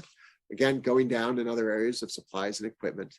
Other objects up a little bit, but it's only, it's a $250,000 object in total. And then you see this transfer start end time funds to non-lapsing internal services fund. In this year's budget, there is funding for a mid-year implementation of school start times. We committed to the community and to all the town boards and everybody that if we don't change school start times, we would not be using those funds. So those funds now are not being used, and we've sort of controlled for them, right? So in a meeting with the Board of Finance a couple of weeks ago, we talked to them and they seemed receptive to the idea of creating a non-lapsing account for school start times. The way a non-lapsing account works, so at the end of every fiscal year, a school district budget equals zero, right? You've expended what you need to, you have any outstanding encumbrances that you need to account for, and the rest, when you zero out, if there's a balance, it goes back to the town. So, and that's how it works. And then you start again. The state of Connecticut allows you to create a non-lapsing account for specific purposes. So the idea here is that we're not spending these resources for this purpose, as we said we wouldn't. We wouldn't use them for any other purpose beyond school start times. But if we take the money that's in this year's budget, put it into a non-lapsing in order to apply it to next year's, what that allows us to do is ask for 50% of the money in next year's, and then 100% of the money in the 23-24 budget. So that just helps to level out that funding increase in order to implement the school start times. I know it's probably too much information, but it's one of the ways that we're going to be looking at sort of, managing the request, because again, we take every dollar very, very seriously. We want to be as responsible stewards of these resources. And so we're thinking of what I think are creative solutions to help this, to help the budget and the community as things move forward. So that's what that means. That's that request for the non-lapsing account for the school start and end times, the healthier school start times. On your budget page, same page, a little bit below, this is page 25. You'll see that there's a couple of the major budget drivers that are broken out, as we just mentioned, the internal services fund and the change to school start and end times. Putting those two things aside, everything else in the budget comes out to a 1.81%, which I think is pretty stunning when you really think about managing this budget, how this works.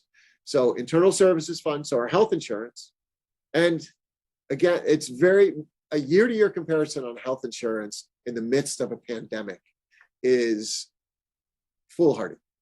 It's foolhardy. There's no, the disruption that, first of all, we've saved, as we learned a couple of years ago, we've saved over $10 million in our self-insured plan through plan design and other efforts over the last, say 7 years or so. I think Joe said anywhere between 7 to 10 years. We've saved that much money. So it's good to be self-insured. But when you're self-insured, you're going to ride a roller coaster in a pandemic when you have the kind of volatility in claims that we've been experiencing. So to think you can go back a year and make this comparison, or even 2 years and make this comparison, it's just not time well spent. I think it's a foolhardy mission. So when we look at the best way to sort of manage this forward, we began talking with the Board of Finance about a combination of budget appropriations and special appropriations to bring our internal services fund up to where it needs to be, which is, as you know, it's funding 100% of our anticipated claims. And then there's the corridor between the top level of those claims and where our aggregate stop loss kicks in. That's that 20% between 100 to 120%. And then we hold 40% of that corridor, right? So that's ultimately where this should be for us to be in a strong position to run our fund, as we have been in every year before the pandemic, right? So it's in part, it's sort of success is causing a problem because a couple of years ago, as you'll see as we trend this out, we spent significantly less in our insurance than we had projected because people stopped going to the doctors. And so that's money we saved. By being a self-insured plan, we saved that money. If we were fully insured with Cigna, Anthem, Blue Cross, anybody else, they would have made those millions of dollars. Instead, the town saved those millions of dollars. So it's good to be self-insured. We manage the plan carefully and well. And in partnership with the Board of Finance, I'm very confident that we're going to get this piece figured out. So a series of appropriations and budget increases will get us to where we need to be over the next couple of years. And that's probably the right way to do it. And again, we'll keep talking with the Board of Ed. And, in our workshop, the question was raised, could we do the appropriation before the budget, it gets all the way through. And I think that's a brilliant idea. It's something that we've continued to talk about. We're going to keep moving forward because, it's our commitment to our employees is our health insurance plan. Everyone, Board of Finance and others fully recognize the importance of that commitment and stand behind it 100%. So once we have this plan in place, I'm sure we'll be able to implement that, make that work for everyone. We think about, I can catch my breath, Dan, go ahead.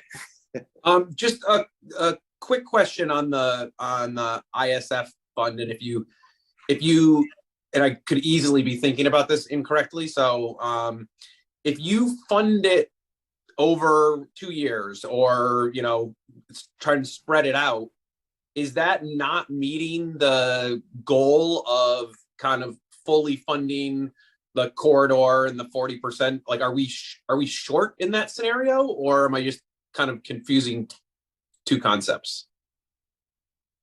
Dr. Keating, would you like to jump in? Sure. No, the combination of the special appropriation and the budget appropriation balances to what we need to cover total expenditures, including the corridor. So that would be the goal. It's similar to what they did last year for us. They provided a current year appropriation of the difference between our budget appropriation and what we actually needed for the fund.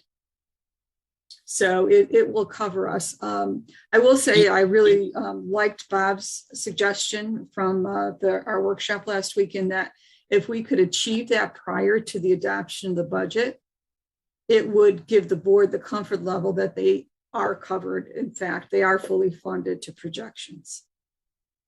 And I guess, so even if part of that special appropriation were to come in the 2023-2024 budget cycle, that yeah, the goal would be to eventually get the budget appropriation up to what you need. You don't want to go long-term with special appropriations, but over time, like this past year, for example, the board returned out of its appropriation $1 million, $1 million and change.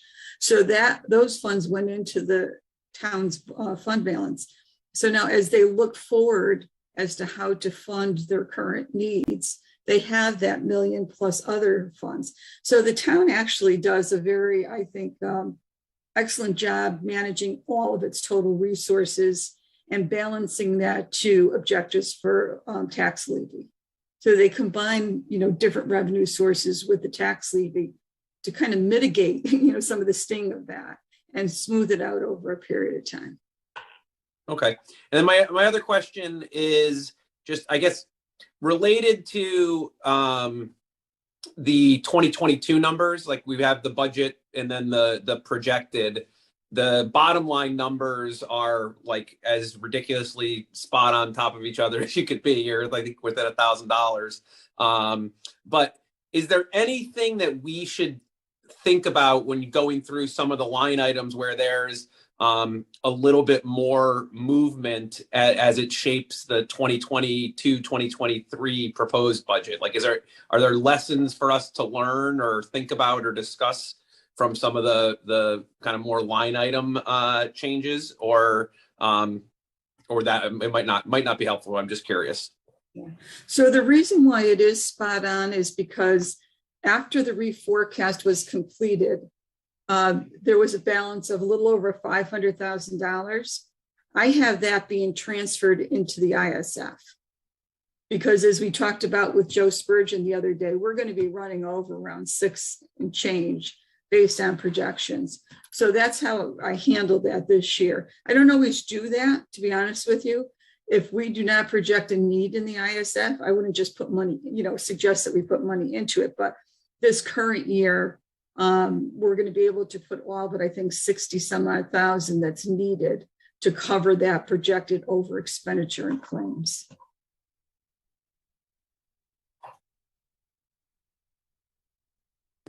Brennan. Yeah, I just wanted to ask, I jumped back because the ISF is such a big topic, big number. I jumped back to page 93. And I think if you think about the year over year of $5.3 million of change, I think of that, 2021 was lower, or I should say 2022 is lower by taking $4.2 million of balance, to your point, Brian, that we've done better historically. So we had $4.2 million of balance, which is in the middle of the page. And we use that, in discussions with the Board of Finance, we use that in this current year, i.e. then making the baseline lower to the tune of $4.2 million, which then makes the year over year 22 to 23 higher by that amount, all else being equal. So it's sort of, that number to me, stands out as, and you could see it again, back in 2020, over the last couple of years, our numbers, our actual results in the ISF have been so low that last year, the Board of Finance, not only did we take those balances, but a portion of that also was pulled out of our budget and put into a special appropriation, which just makes that $5.3 million really stand out, for those two reasons. So first, just does all that make sense, Joanne, or any comments on that? And then I just want to come back as a second point to the question as to whether we go down the special appropriation route. It does. I mean, we certainly had surpluses building up. In 2019, 18-19 was our last year of transitioning our staff, the custodians, over to the HDHP. And after that, we reset our baseline for claims to a 13.3 million. We were pretty consistent. And then we saved almost 2.4 million or thereabouts with the pandemic, which accrued back into that fund balance and built up the 4.2. And yes, you're definitely right. We did work with thinking that it didn't make sense to carry this balance. If the town could, reduce our appropriation for actually it was over a 2-year period to benefit from that in terms of their overall management, we were on board, but we did understand that, we would need to go back up. If you take a look also at page 94, you're going to see some interesting operating revenues and expenditures, and you'll be able to see where those dips took place. But if you can see, you're going across, in 2015, which happened to be my first year I closed out here, we actually ran a deficit of 1.3 million. And at that time, that was an intentional deficit because the fund was carrying a high balance. And that's going to happen again this year at the end of 22. We're going to carry a huge deficit loss, but we have that fund balance to offset it. And so it was all planned, that's a planned deficit. Right. And that's similar to what we're going to be experiencing, just higher than in 15. Right.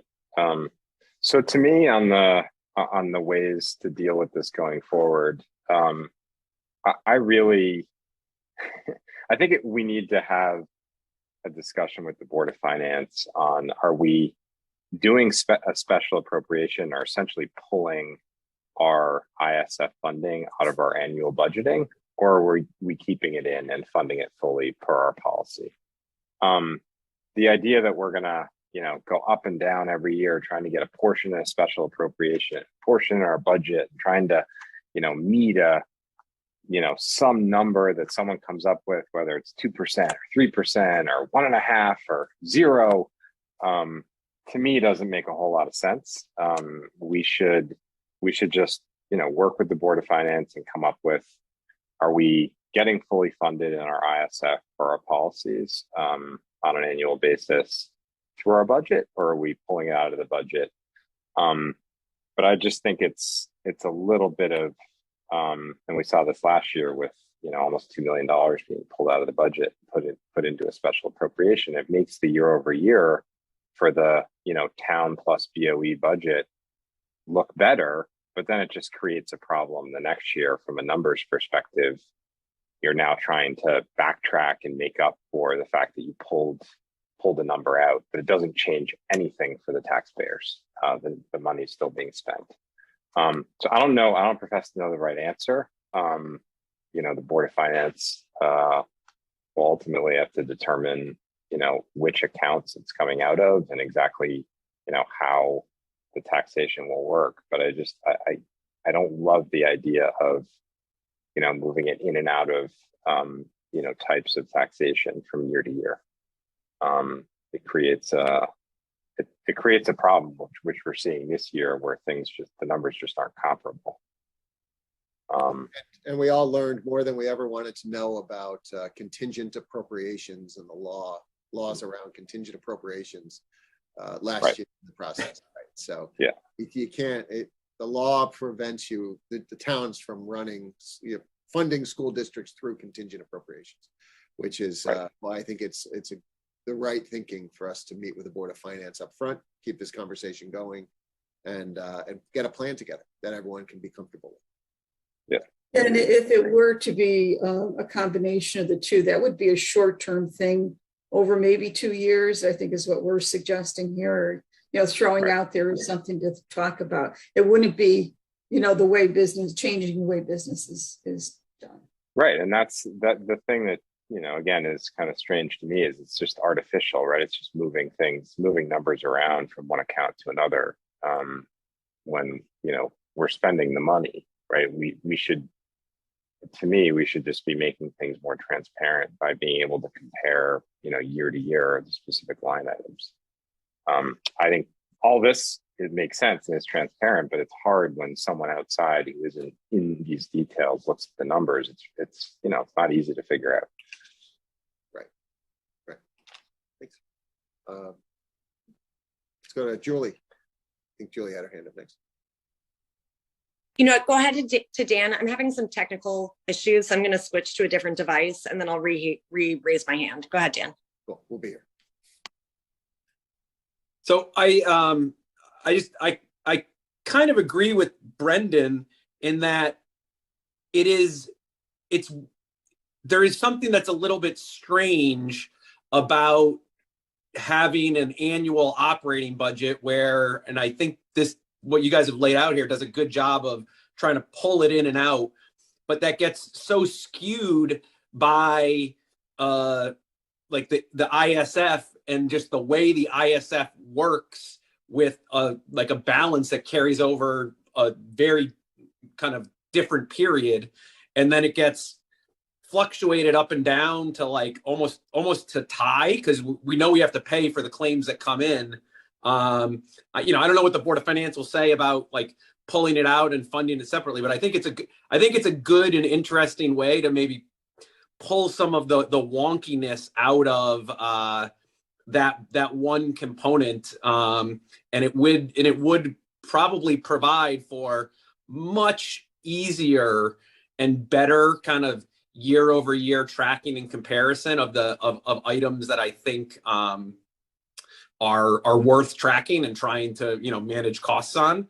And I don't think that the Board of Finance isn't going to fund these costs if and when they're needed, but needing to go through at least somewhat frequent special assessment and is suboptimal, and it's kind of a tweener solution that I think could be improved upon. Now Bob's idea was good as well, so that might be a way to do some of this, but I think that the way the ISF actually functions kind of creates a little bit of a operating, like the actual operating budget component, and I think we should explore some of those alternatives as a way to have something that's easier for people, including new board members, to track and understand.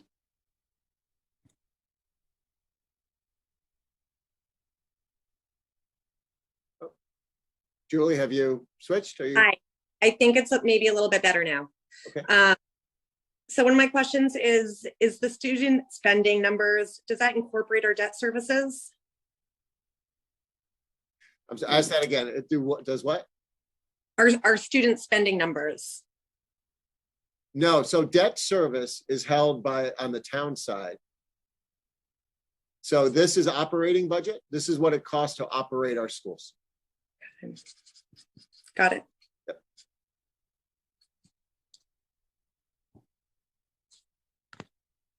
Brendan's hand's back up.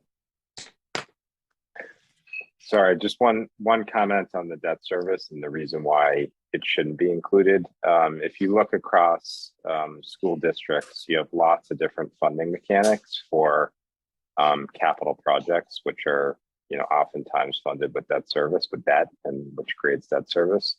But you have funding in a lot of cases, in a lot of districts, that can come from both state and federal money. And so you have, very different circumstances depending upon the community, cities and towns as to, decisions on debt service, on debt incurrence and then debt service. Then you also have significant timing differences. So you could have, a big building project in one particular district leading to a lot of debt and debt service that's all town funded, when in another district they had a big project that is, state or federally funded, that creates, virtually no debt service. So it wouldn't make a whole lot of sense to compare, school districts per pupil spending, including debt service. Right. Yeah, and the state doesn't do it that way for the reasons you said, and also because you'd have wild swings if somebody takes on a new construction project that would significantly shift, and then it tails out. And so they look at what districts spend per student in order to operate throughout the course of the year. Yep. Okay. Erica, go ahead. Oh. Sorry, I'm unmuted now.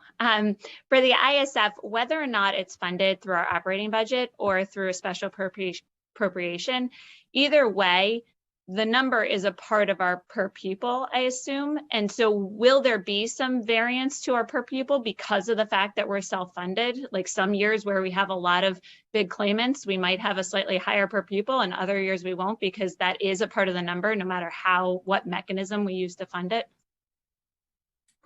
Right, so the number that's included in our per pupil is the amount that the operating budget deposits into the fund. And so it's not tied directly to the claims. And what has happened the last few years is our actual budget in 2021, our budget was set at, let's say, 9.2 million or 9.3 million. When the Board of Finance gave us a special appropriation for the 1,977,000, that added to that amount. So it brought up our appropriation to around 11 million and change. And so that actually kept our per pupil almost static with the year before, because it was what was deposited from the operating budget. Now, this current year right now, we're going to be around 9.2, 9.3 million with the additional appropriation that I talked about. If we do that transfer, the board does the transfer, that is going to be a gap of almost $2.5 million when you think about it. We're going to be below Ridgefield potentially in our per pupil just because of that big decrease. So that's where the volatility gets into play here with our per pupil expenses related to our health insurance. It's how much we actually deposit into the fund. Now, if the Board of Finance decides to do a special appropriation, let's say for 2/3 of it or a third of what we project from next year, that'll boost us back up. Will be similar to this past year, and you're not going to see the impact. But that's one area where you would see a huge impact in per pupil. We haven't really experienced that before, but this is a potential year, 21-22, that we might. But you were right on with that. So good catch, Erica.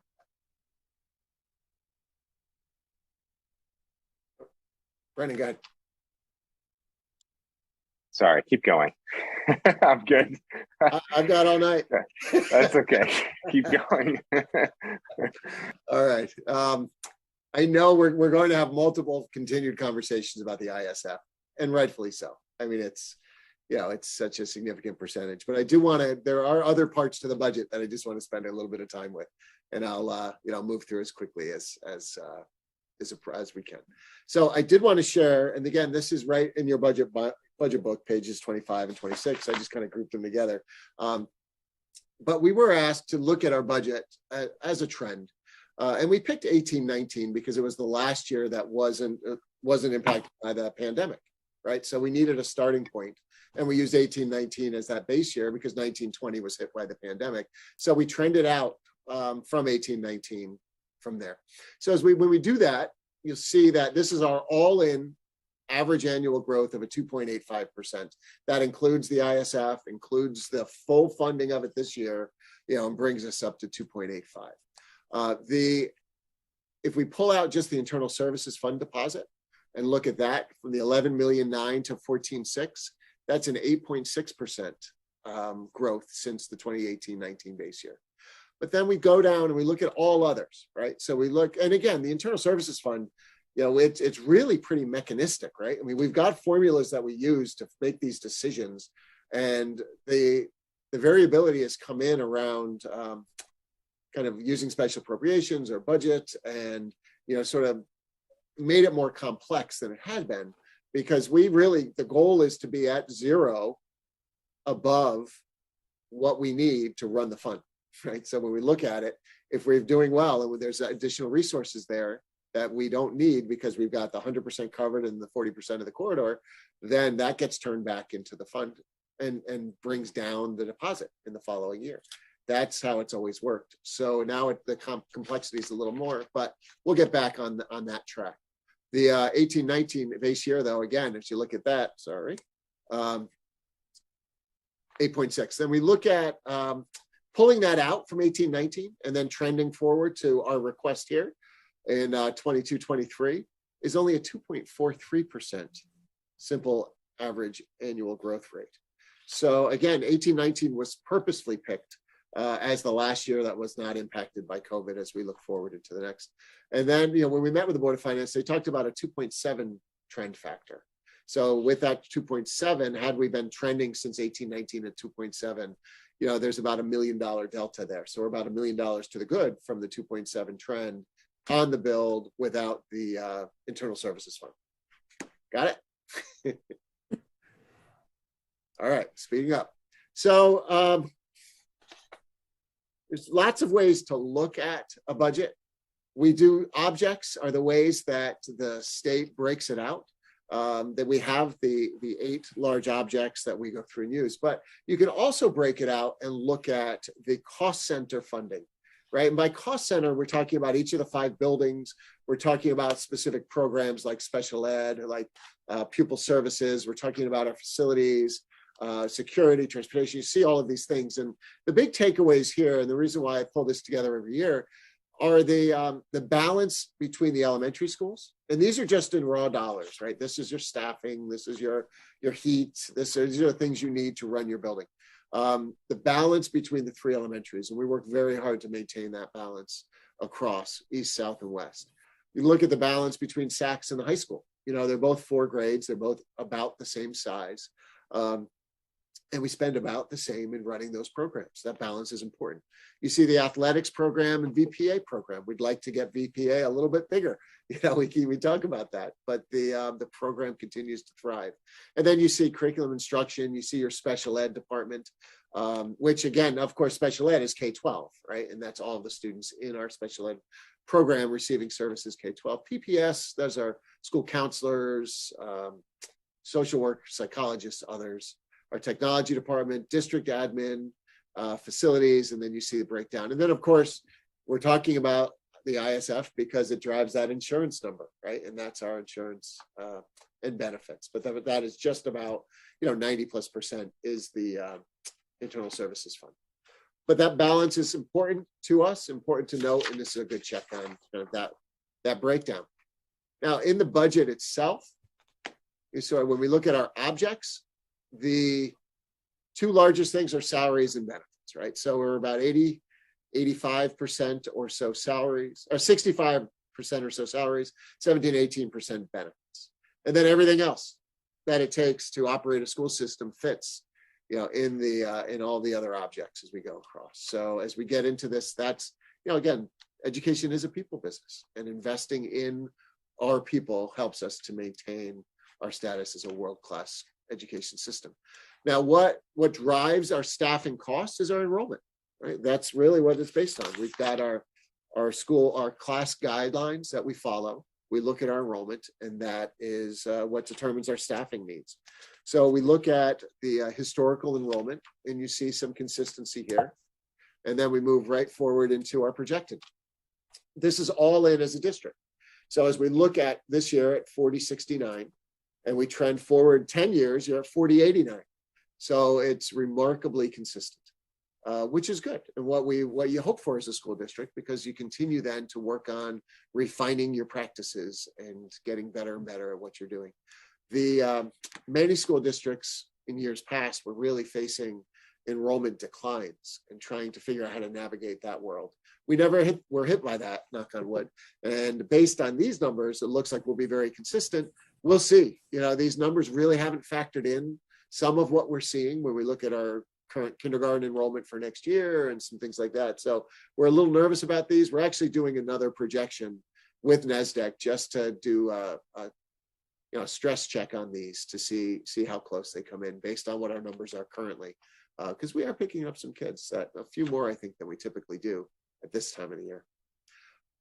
Looking at the whole district, though, isn't enough, right? We've also got to take a minute to look at across the buildings, because that helps to signal what's coming. And again, if you use 2021, this line here is our historical versus projected. You see a great deal of consistency in our student enrollment.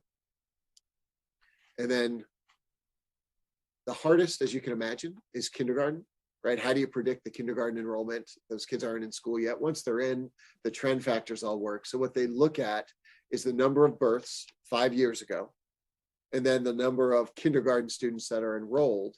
And they look at that delta between births and 5 years later, kindergarten enrollment, and they create a factor with that. And that's what they use based on the number of births that have been recorded in order to develop their kindergarten estimate.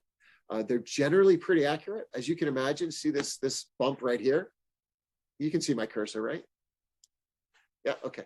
That bump right there took a lot of people by surprise. Well, go back. Took a lot of people by surprise because you see our births were no greater than the year before at this, so they were expecting us to be here. The only group that knew that was coming were the realtors. And I continue to talk to them and look for their feedback on what's ahead. And they see a bump up next year as well, but we'll see. So staffing as a primary cost, we talk about, the 60, 65%, 17%. Who are they? What are we talking about? We're about 740, 760 staff members all in. The vast majority of them are teachers in the classroom, related support to the instructional core, to the work that happens in our school classrooms every day. Same as teaching assistants are the next largest group, 16%. They are also working with our kids in our classrooms every day. So, over 70% of our staff are either teachers, related support, or our teaching assistants. Then it breaks out a little bit, as you look, we have our own food services group, as you know, our transportation group, facilities, other services, nursing at 1%, administrative support and leadership. So kind of the distribution of those funds across the district. But it's an important thing to look at because you want to make sure that the majority of resources are going into the instructional core to have a direct impact on the educational experience for our children. Certainly, that is how we are built, and that is what we do. So the salary and benefits, the budget drivers in this largest item, certainly, again, our internal services fund deposit. On general ed, the salary increases for our general ed staff is a little over $1 million. Again, 55% is, again, those classroom folks. Our special ed salary increases are just under $300,000. Okay, and then we've got a few other items that you'll see. The salary adjustments, those are for employee groups that are currently negotiating. We've got a couple that are, and non-represented. So that number's there. Grid progression, that's where teachers on the salary grid are going to move columns. So they're getting additional degrees, additional training, and they move from one column over to the next. That number is generally very accurate because they have to let us know in advance that they're doing so. And then this budget assumes a turnover savings of $150,000. We want to be careful with that. We're in some pretty unprecedented times as far as turnover goes. And so we felt like 150,000 was a good number to bring forward. But we'll be talking more, I'm sure, with the Board of Finance about that number. We've seen a lot of turnover already, so we have to be careful. We've had years where we've only had 1 or 2 or 3 people retire for savings. So we're going to closely monitor that, see, just to make sure we don't over assume those savings, because that could get us in trouble. A few other, now some new items, new initiatives in the salary account. We are looking at a new position called our Director of Innovation. And that's a reclassification of our current position in the curricular area for our K-8 science coordinator and turning that position into a Director of Innovation. And what that does really is it's a delta of $44,000 or so. And what it does is expand the responsibilities of that role to go from the curricular work and the coaching work to include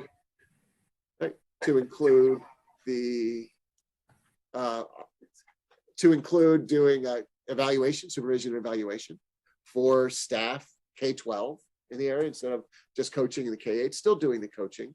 Somebody to continue to develop the initiative around innovation, to work directly with our CTE at the high school, with our K-8 science and across the board with all of the disciplines, and continue doing all the work that that person's currently doing as a K science coordinator. So it's a shift into an administrative role, which brings about the supervision and evaluation responsibilities, the budgetary management responsibilities, and as we continue to move this program forward. So it's a reclassification there.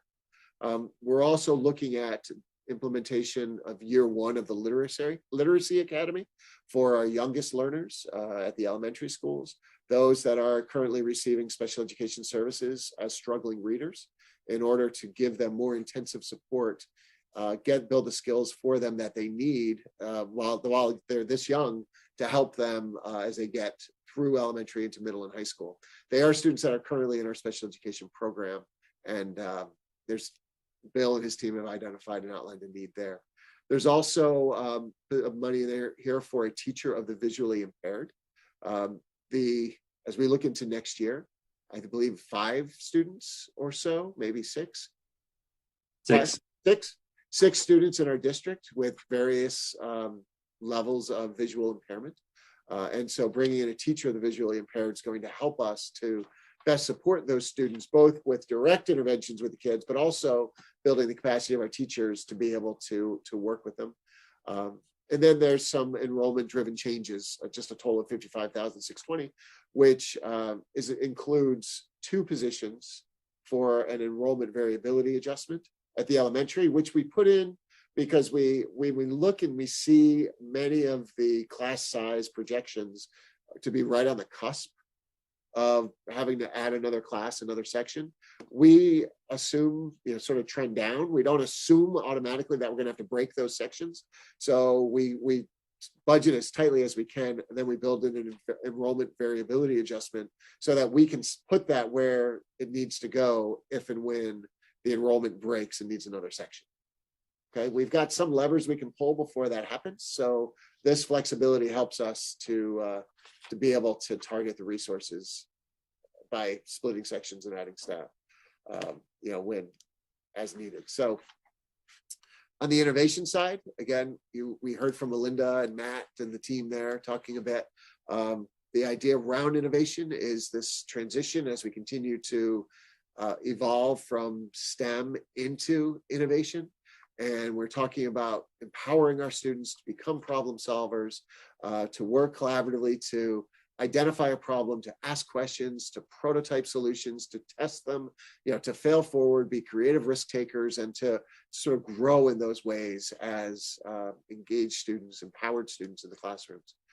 For a teacher of the visually impaired, as I mentioned before, we'll provide direct instruction in Braille and other computer technologies. We'll work with the general ed staff and work with others that sort of, the support that surrounds our students who are visually impaired. To have this level of expertise will make a significant difference, for them and for everybody working with them.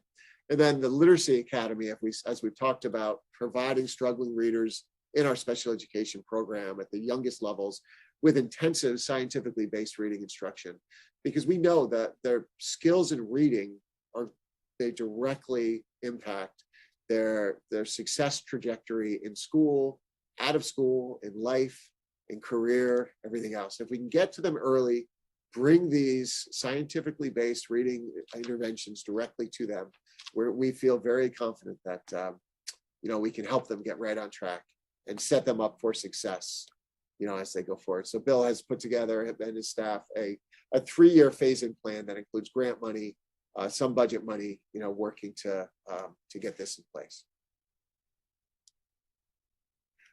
Beyond the salary, when we look at our non-salary budget drivers, again, you saw how much red there was with the different objects. So, we're looking good on the trends, so to speak, but we're looking at a reduction in the anticipated outplacement costs. We are picking up some fees for use of the YMCA pool going forward. Our swim teams over there, the cost of keeping a pool warm and clean and ready to use is significant. So we've been working and talking with the Y, building this into the budget. We've got 8 buses in the plan to implement healthier start times. And as I mentioned before, we could reduce the budget request a little bit by looking at 50% of the funding which is needed for the 22-23 with that non-lapsing account being established. So we're looking to do that moving forward. I mentioned in the beginning about the savings that we can find through efficiencies in solar, LED, CHP, and things like that. And this budget assumes a savings of over $100,000, $118,000 to be exact. Oops, sorry. And then we're looking at a contractual increase in our transportation. We did renew with DATCO for the next 5 years, and we got a great rate at 2% per year, going forward. So thank you for humoring me as I kind of ran through that quickly as I could. But when I think about the Superintendent's 22-23 operating budget request, and we'll transition over to capital in a minute. But there's some highlights that are worth mentioning. That this budget does continue to resource all of our priorities. It supports the implementation of healthier school start times and takes that next step forward. Budgets are iterative. District initiatives are iterative. You're building forward on the things that are working. You're pruning off the things that aren't, and you're bringing some new things in that are going to continue to develop your school district.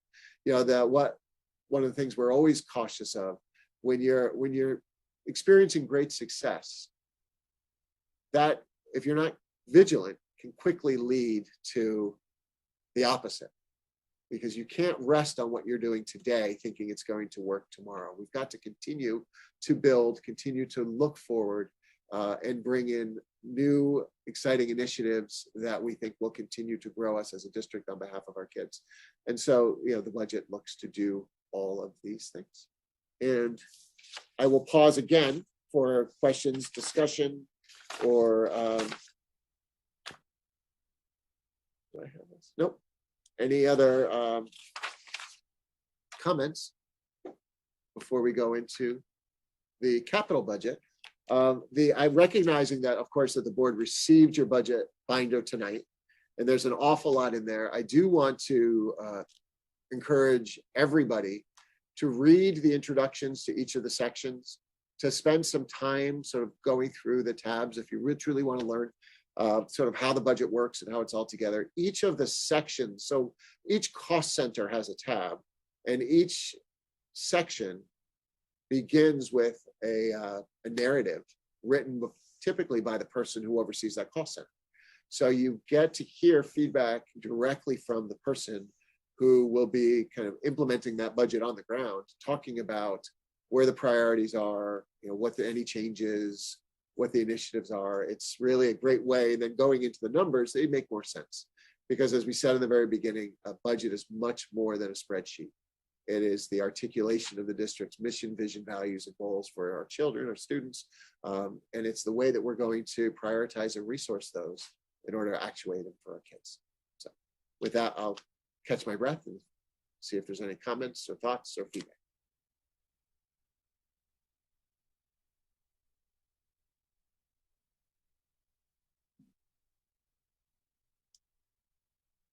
And I'm great if there's not. We'll just keep moving forward. Okay.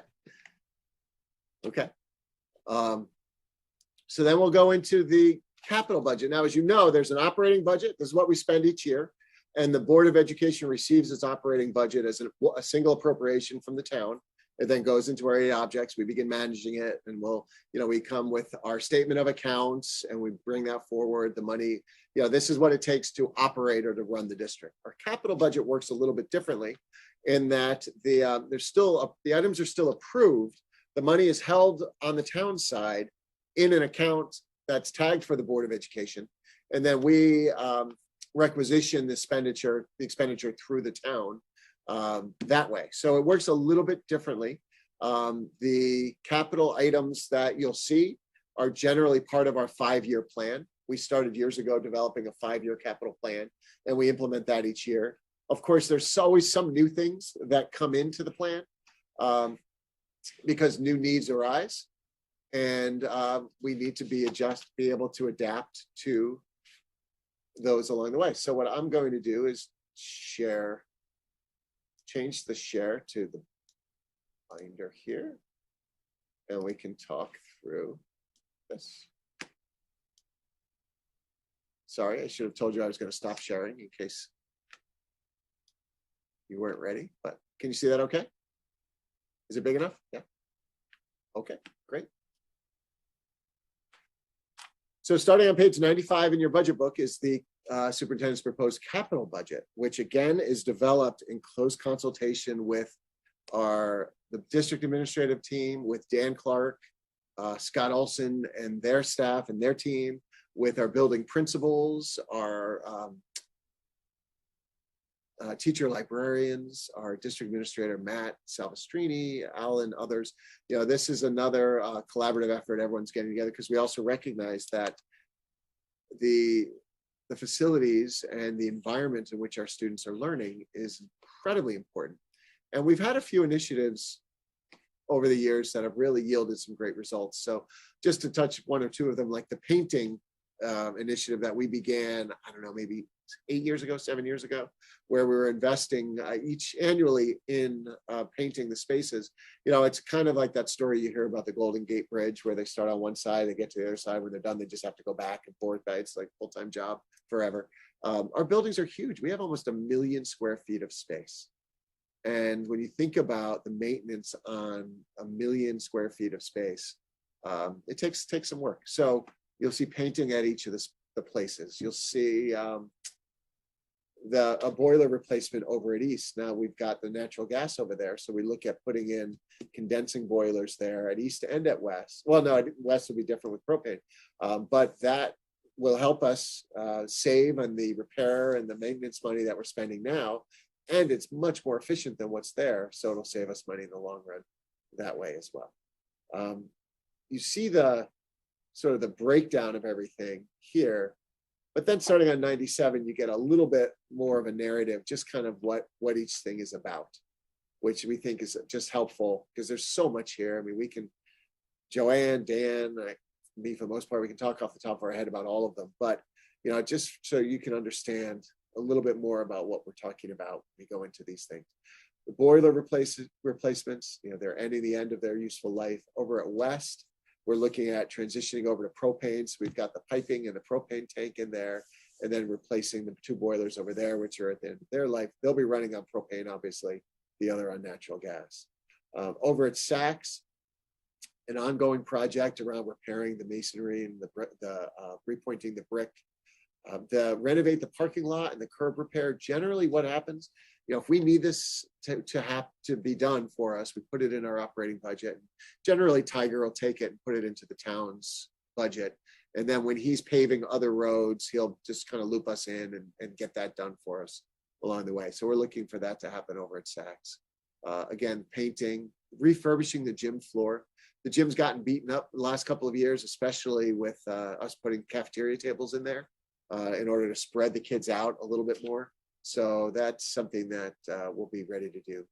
And again, you see the other things. The elevator is a big ticket item, but the controls are old on those elevators and they're often down, unfortunately. You know, we get the all district emails and I probably receive them. And so I see a couple times a week, I'm seeing an email from Saks about an elevator being down and then having to be repaired and getting back up. So we're looking, obviously we're going to keep the box, you're going to keep the shaft, all that's going to be the same, but new controls and equipment, new electronics in there should make a big difference. I also believe that they are going to stop supporting what's in there. I think they've reached the end of their useful life. So that's just one of those things has to happen.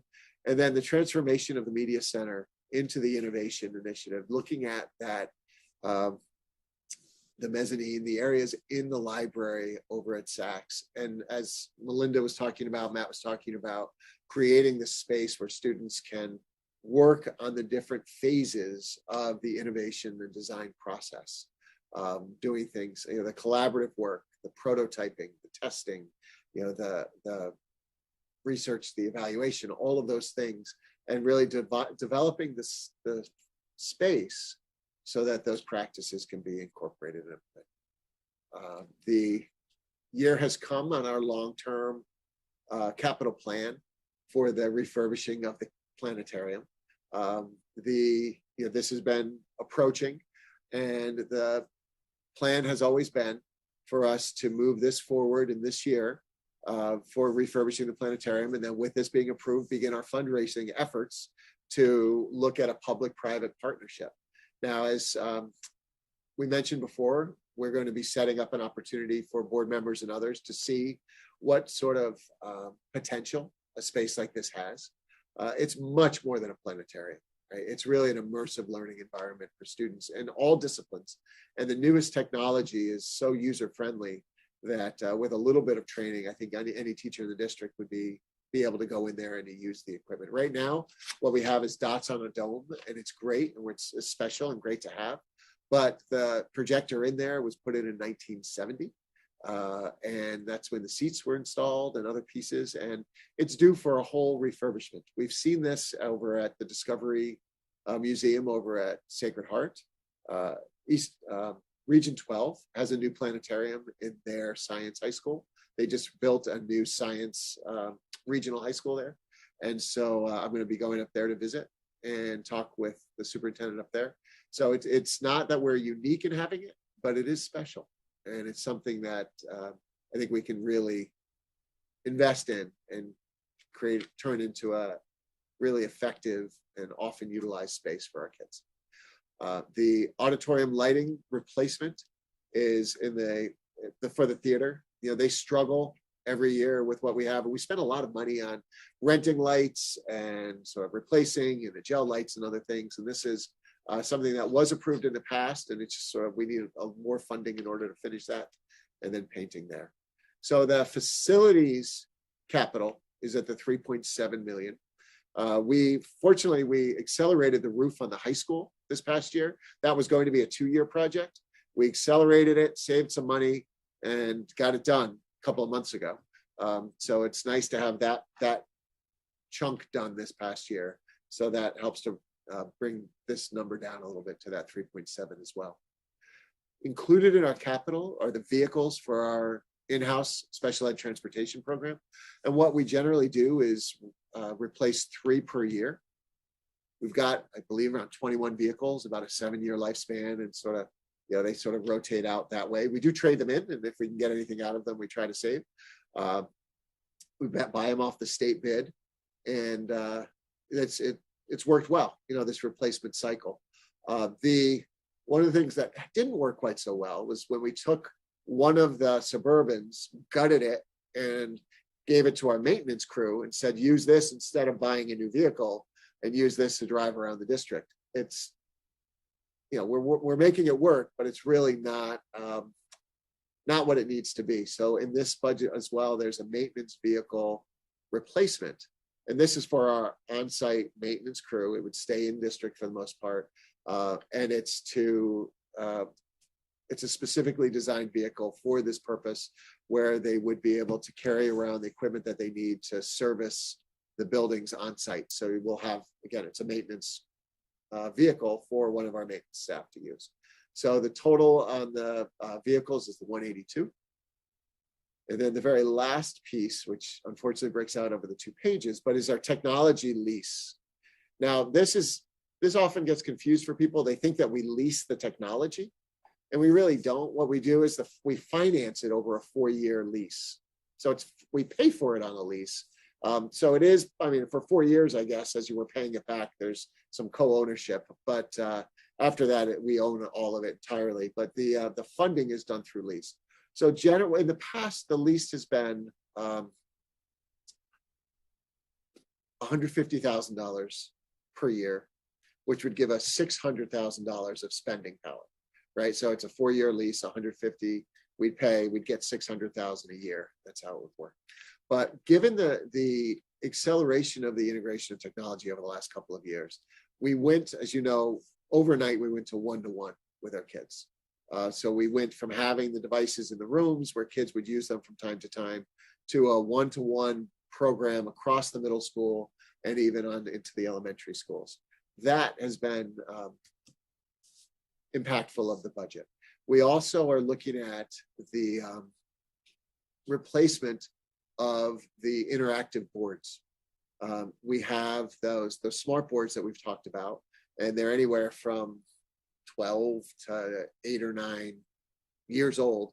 And there really were an amazing initiative by our PTCs and PFA, where they bought all of them for us. Like, they saw this, they love the technology, they wanted to get it into the schools, and they invested in them, and we're so much better off for it. But they're aging out, so we need to replace them. And as you saw, we've upgraded the technology that we're looking at. The costs have come down. Back when the PFA did it, it was about $5,000 a board. I think we're around 3 now or so. So the costs have come down, but it's significant with anything you do to scale, right? And we've got several hundred classrooms, and so we've got to do this. And we're phasing it in over time, but we're looking at, in this budget here, $137,500 for that.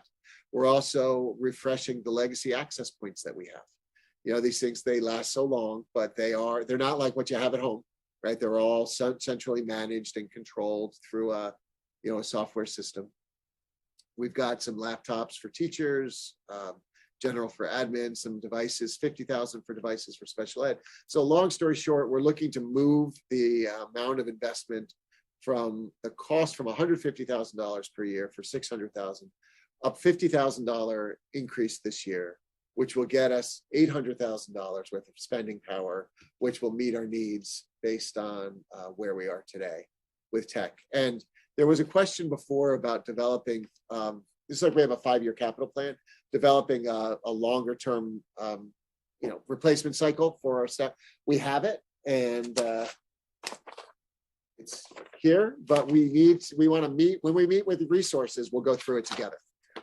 So I want to share that with the board together in conversation, and then we'll be able to, after that, we get your feedback and talk that through. We'll be able to include it in to the budget book itself. So next week we'll be able to share that out with you for that sort of what are we looking at over the next 5 years in technology for replacement cycle. Okay. I mentioned the 5-year plan for the capital. Here's what it looks like. And essentially you'll see things are planned, accelerated, or deferred. And sometimes we have to drop in some new things. And this is sort of how we continue to plan forward. Now, something like the high school roof, which we did this past year, had been on this plan for 3 or 4 years. And every year we'd watch it approach, and then we know it's there. So this does definitely help. And something when you're talking about facilities and capital costs, it makes really good sense to plan out as much as you can, as we do with this. So questions, thoughts, feedback, anything around the capital plan? Yes, Julie. Hi, so quick question. If the operating budget's about 100 million, and you divide that by 4,000 students, sorry, thank you. I show that as coming out to about $25,000 per student. But correct me if I'm wrong, in the original slide before we kind of dove into this, I think we had about 21,000 and change per student. So I'm just wondering, am I missing something? I feel like there's a little gap there. So what we talked about was it was the last budget that's been closed, right? So right now, it was the FY 21 budget. And those are all of those numbers are vetted through the state. They are all collected through the annual reporting by each district, which is governed by statute and managed that way. There are some items in the budget that will be included in that. There's others that won't. I haven't calculated where this budget would be as far as that goes, because we really don't know where it lands until the budget closes, right? And the money's been expended. So but what you're referring to was from 2021. And so then those numbers have all been audited and closed out. Okay, thank you. Okay. Erica, please. Hi, looking at the 5-year capital plan, I was wondering, it looks like the next 3 years, the first 2 are pretty consistent. The third one looks like there might be an increase. And then it really does look a lot smaller in years 4 and 5. And I'm wondering if that is virtue of the fact that new things emerge and they quickly become planned events. And so we just can't see that far out. Or does that mean that potentially we're going to reach a point that our capital investments might be smaller going out to those years? I would say it's a combination of both, right? I mean, we know today what we know, and we plan for that and build that out. But we've also done some big things in the last few years. The boiler replacements are big things. The roofing projects are big things. We've done some big things that'll last a long time. So that's been really helpful. And so those things are kind of rolling off. But there will be things that emerge as well. There always are. So part of it is sort of what we do or don't know.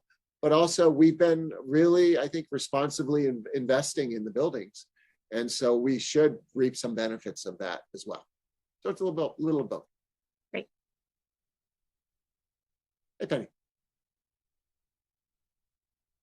So along that score, I was wondering when in the capital budget, we were thinking we might bring in an outside consultant to sort of do a full review of our facilities, maybe not now because we've just done so many big projects, but I know we've talked about having someone in, and we had an architect in before who helped us come up with our prior capital plan. I just didn't see the money in the budget. I was wondering which one of these years, Joanne and Dan thought we might need to budget for that.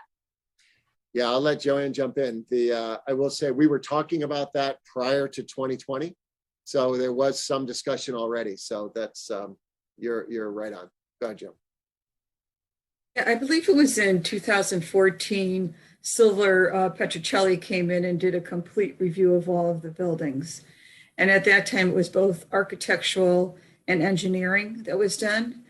And a lot of the work has been done since then. And there's, the roofs is mentioned, the boilers coming up now and so forth.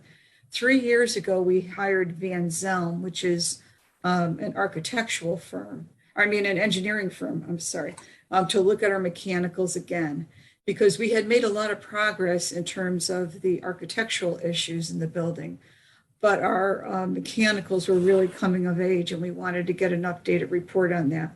And that's what's propelled a lot of the mechanical projects that we have, specifically the boiler plants being redone and taking a look at the electrical services and so forth.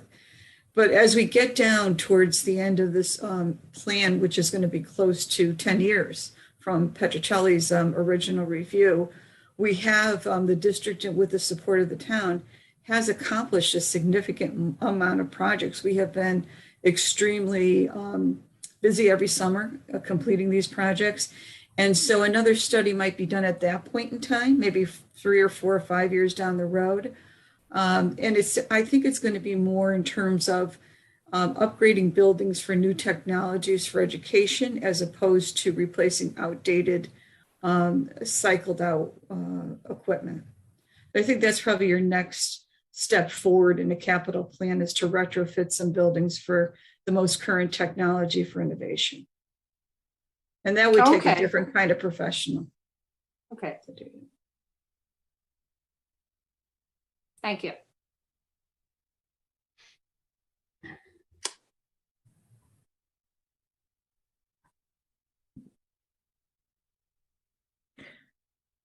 I have a question on the Innovation Center, because I know there is a capital component to that, and I see it here.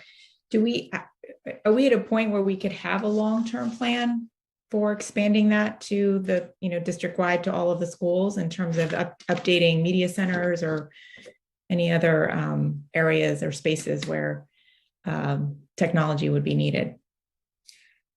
Yeah, that is definitely the vision, and Matt and Melinda, in doing the work over the first half of this year in the fall, identified SACS as an area of focus, and did put that work in. But that's part of the long-term vision, is that work at each of the elementaries and the high school in transforming that learning commons library space into more of an innovation lab kind of area with the different, structured for students to work their way through the design process. So that is part of the plan, and that would be another of the responsibilities for that position.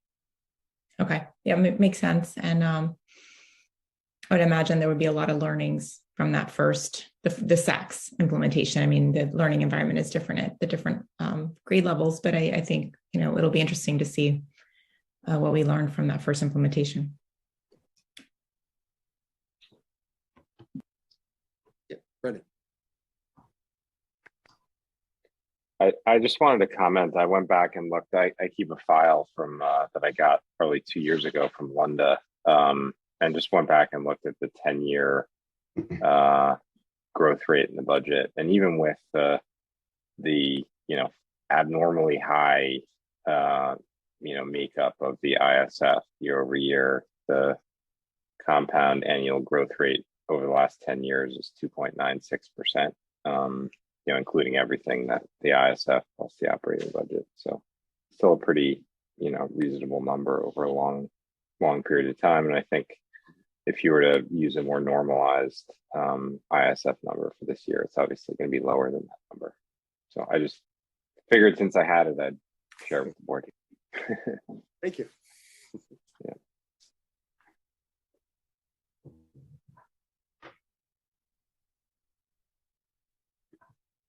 Well, I know it's a lot of information, numbers, a lot of things. So I want to invite each of you to reach out.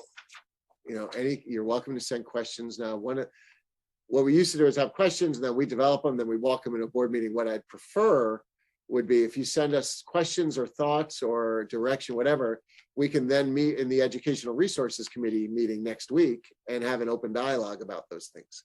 that would be great. So if you have questions between, today's only Monday, so maybe by the end of the week, we'll look at what date we can get together next week for a resources meeting. I'll be at the PTC tomorrow morning. I'll be at the PFA on Wednesday. There'll be other, certainly other opportunities, but take a look, reach out if you have any questions. The book, I do think it's the best I've ever seen as far as organization and detail, specificity, and everything that you can learn right in there. So take a look. We're always looking to get better. So if there's something that you would like to see, let us know, and always glad to do that kind of work too. But really grateful for everybody's incredible work in putting all this together. Yeah, Bob. Hey, thank you. I know we had talked about at some point getting another meeting on to go maybe deeper than maybe what we would do in the resource meeting. I don't know if we were planning to do it then, but I'm just wondering about that. Do we have any? Because you're looking for a vote on the 24th, right? Yeah, I was thinking the resources meeting, because that we hadn't done that in years past, and that came up last year as something people thought would be helpful, right? So I was thinking if we can put some time aside for that would be our goal of the resources meeting, to spend as much time as it takes and get our hands into it. Okay. Well, yeah, all right. I'm just thinking we may need another one, and potentially in the evening, only because it gets tough to do these things during the day. But all right, so I'll work with you on that, I suppose. If I guess if we need it, we can always add another one, I would assume, right? Absolutely. So what we'll do, it's only a 4-day week, but we'll target Tuesday or Wednesday for the first meeting in case we have to find time for another one. Sure. Can I make a request too as we get into committee meetings? Sorry. Can the committee meetings go on everybody's calendar and just make us optional for the ones we don't need to go to? Sure.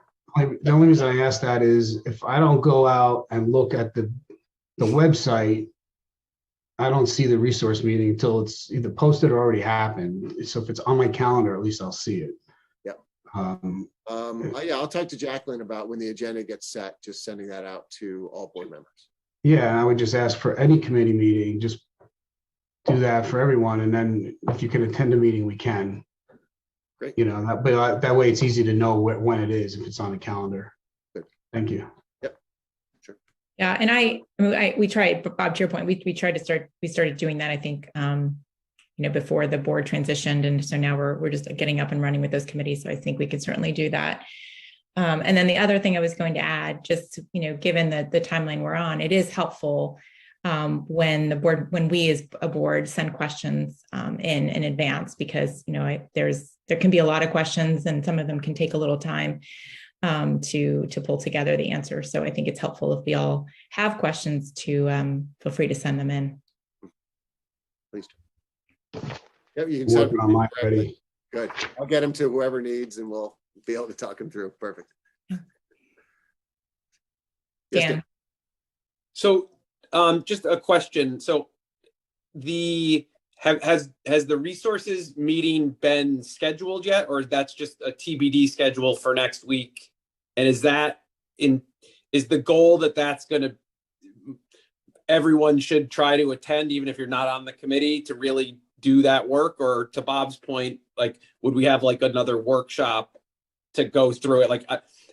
I'll try to make either work. I just don't know. I'm trying to understand exactly what the next 2 weeks kind of looks like, because if we're voting on this at the next meeting, obviously there's a lot of good stuff to kind of dig into and get into review here.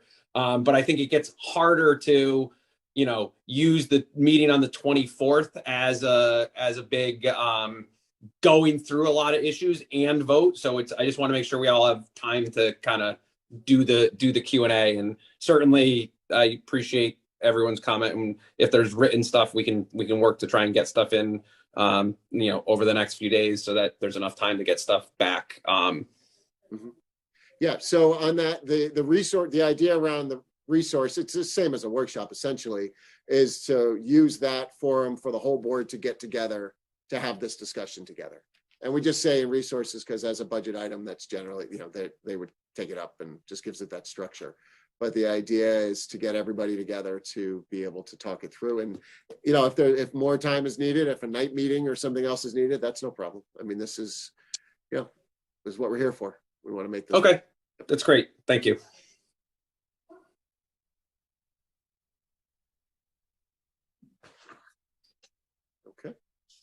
Okay.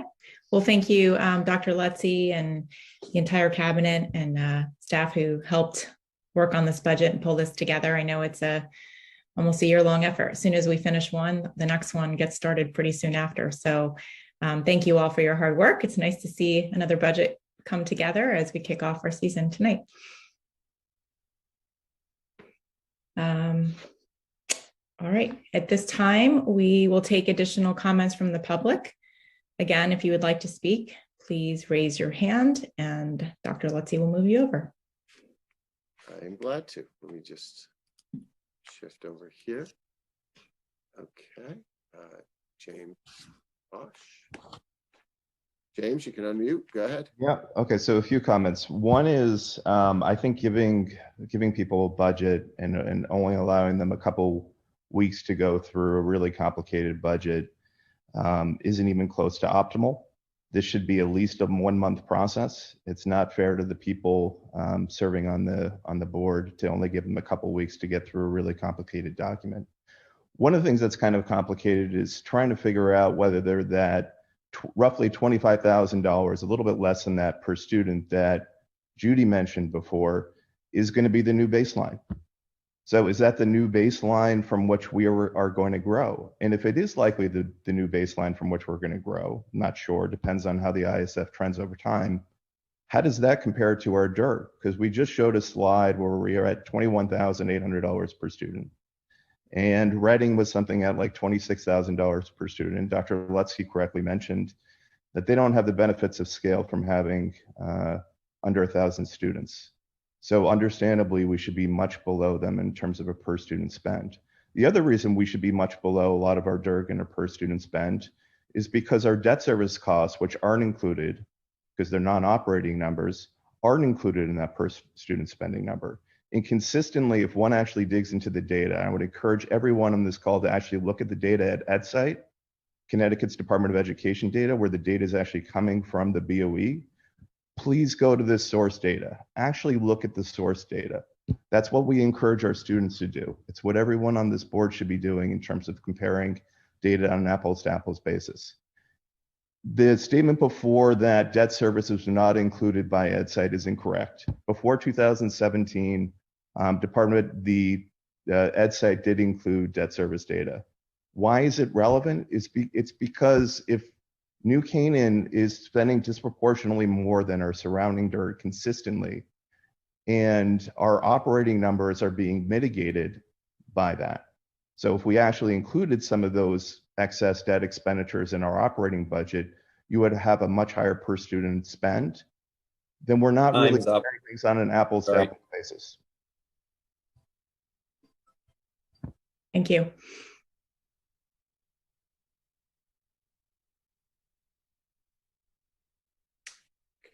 Okay. I'm not seeing any other hands raised. That's it. Okay. So announcements and future business. Dr. Lutz, I think you covered a few of these, but anything else you want to add? Nope, just simply we have a booster clinic for our students in the 12 and up. Anyone interested? There are still some spots. If students are looking to get a booster, they can do it through the sign up that went out last week, and that's on Wednesday from 2:30 to 7 in the auxiliary gym. Beyond that, nope, I think we'll be seeing a lot of each other in the next couple of weeks, and I look forward to it. Great. Thank you. All right, motion to adjourn. Penny, second. Bob, all in favor? All right, thanks everyone. Be well. Great, thank you.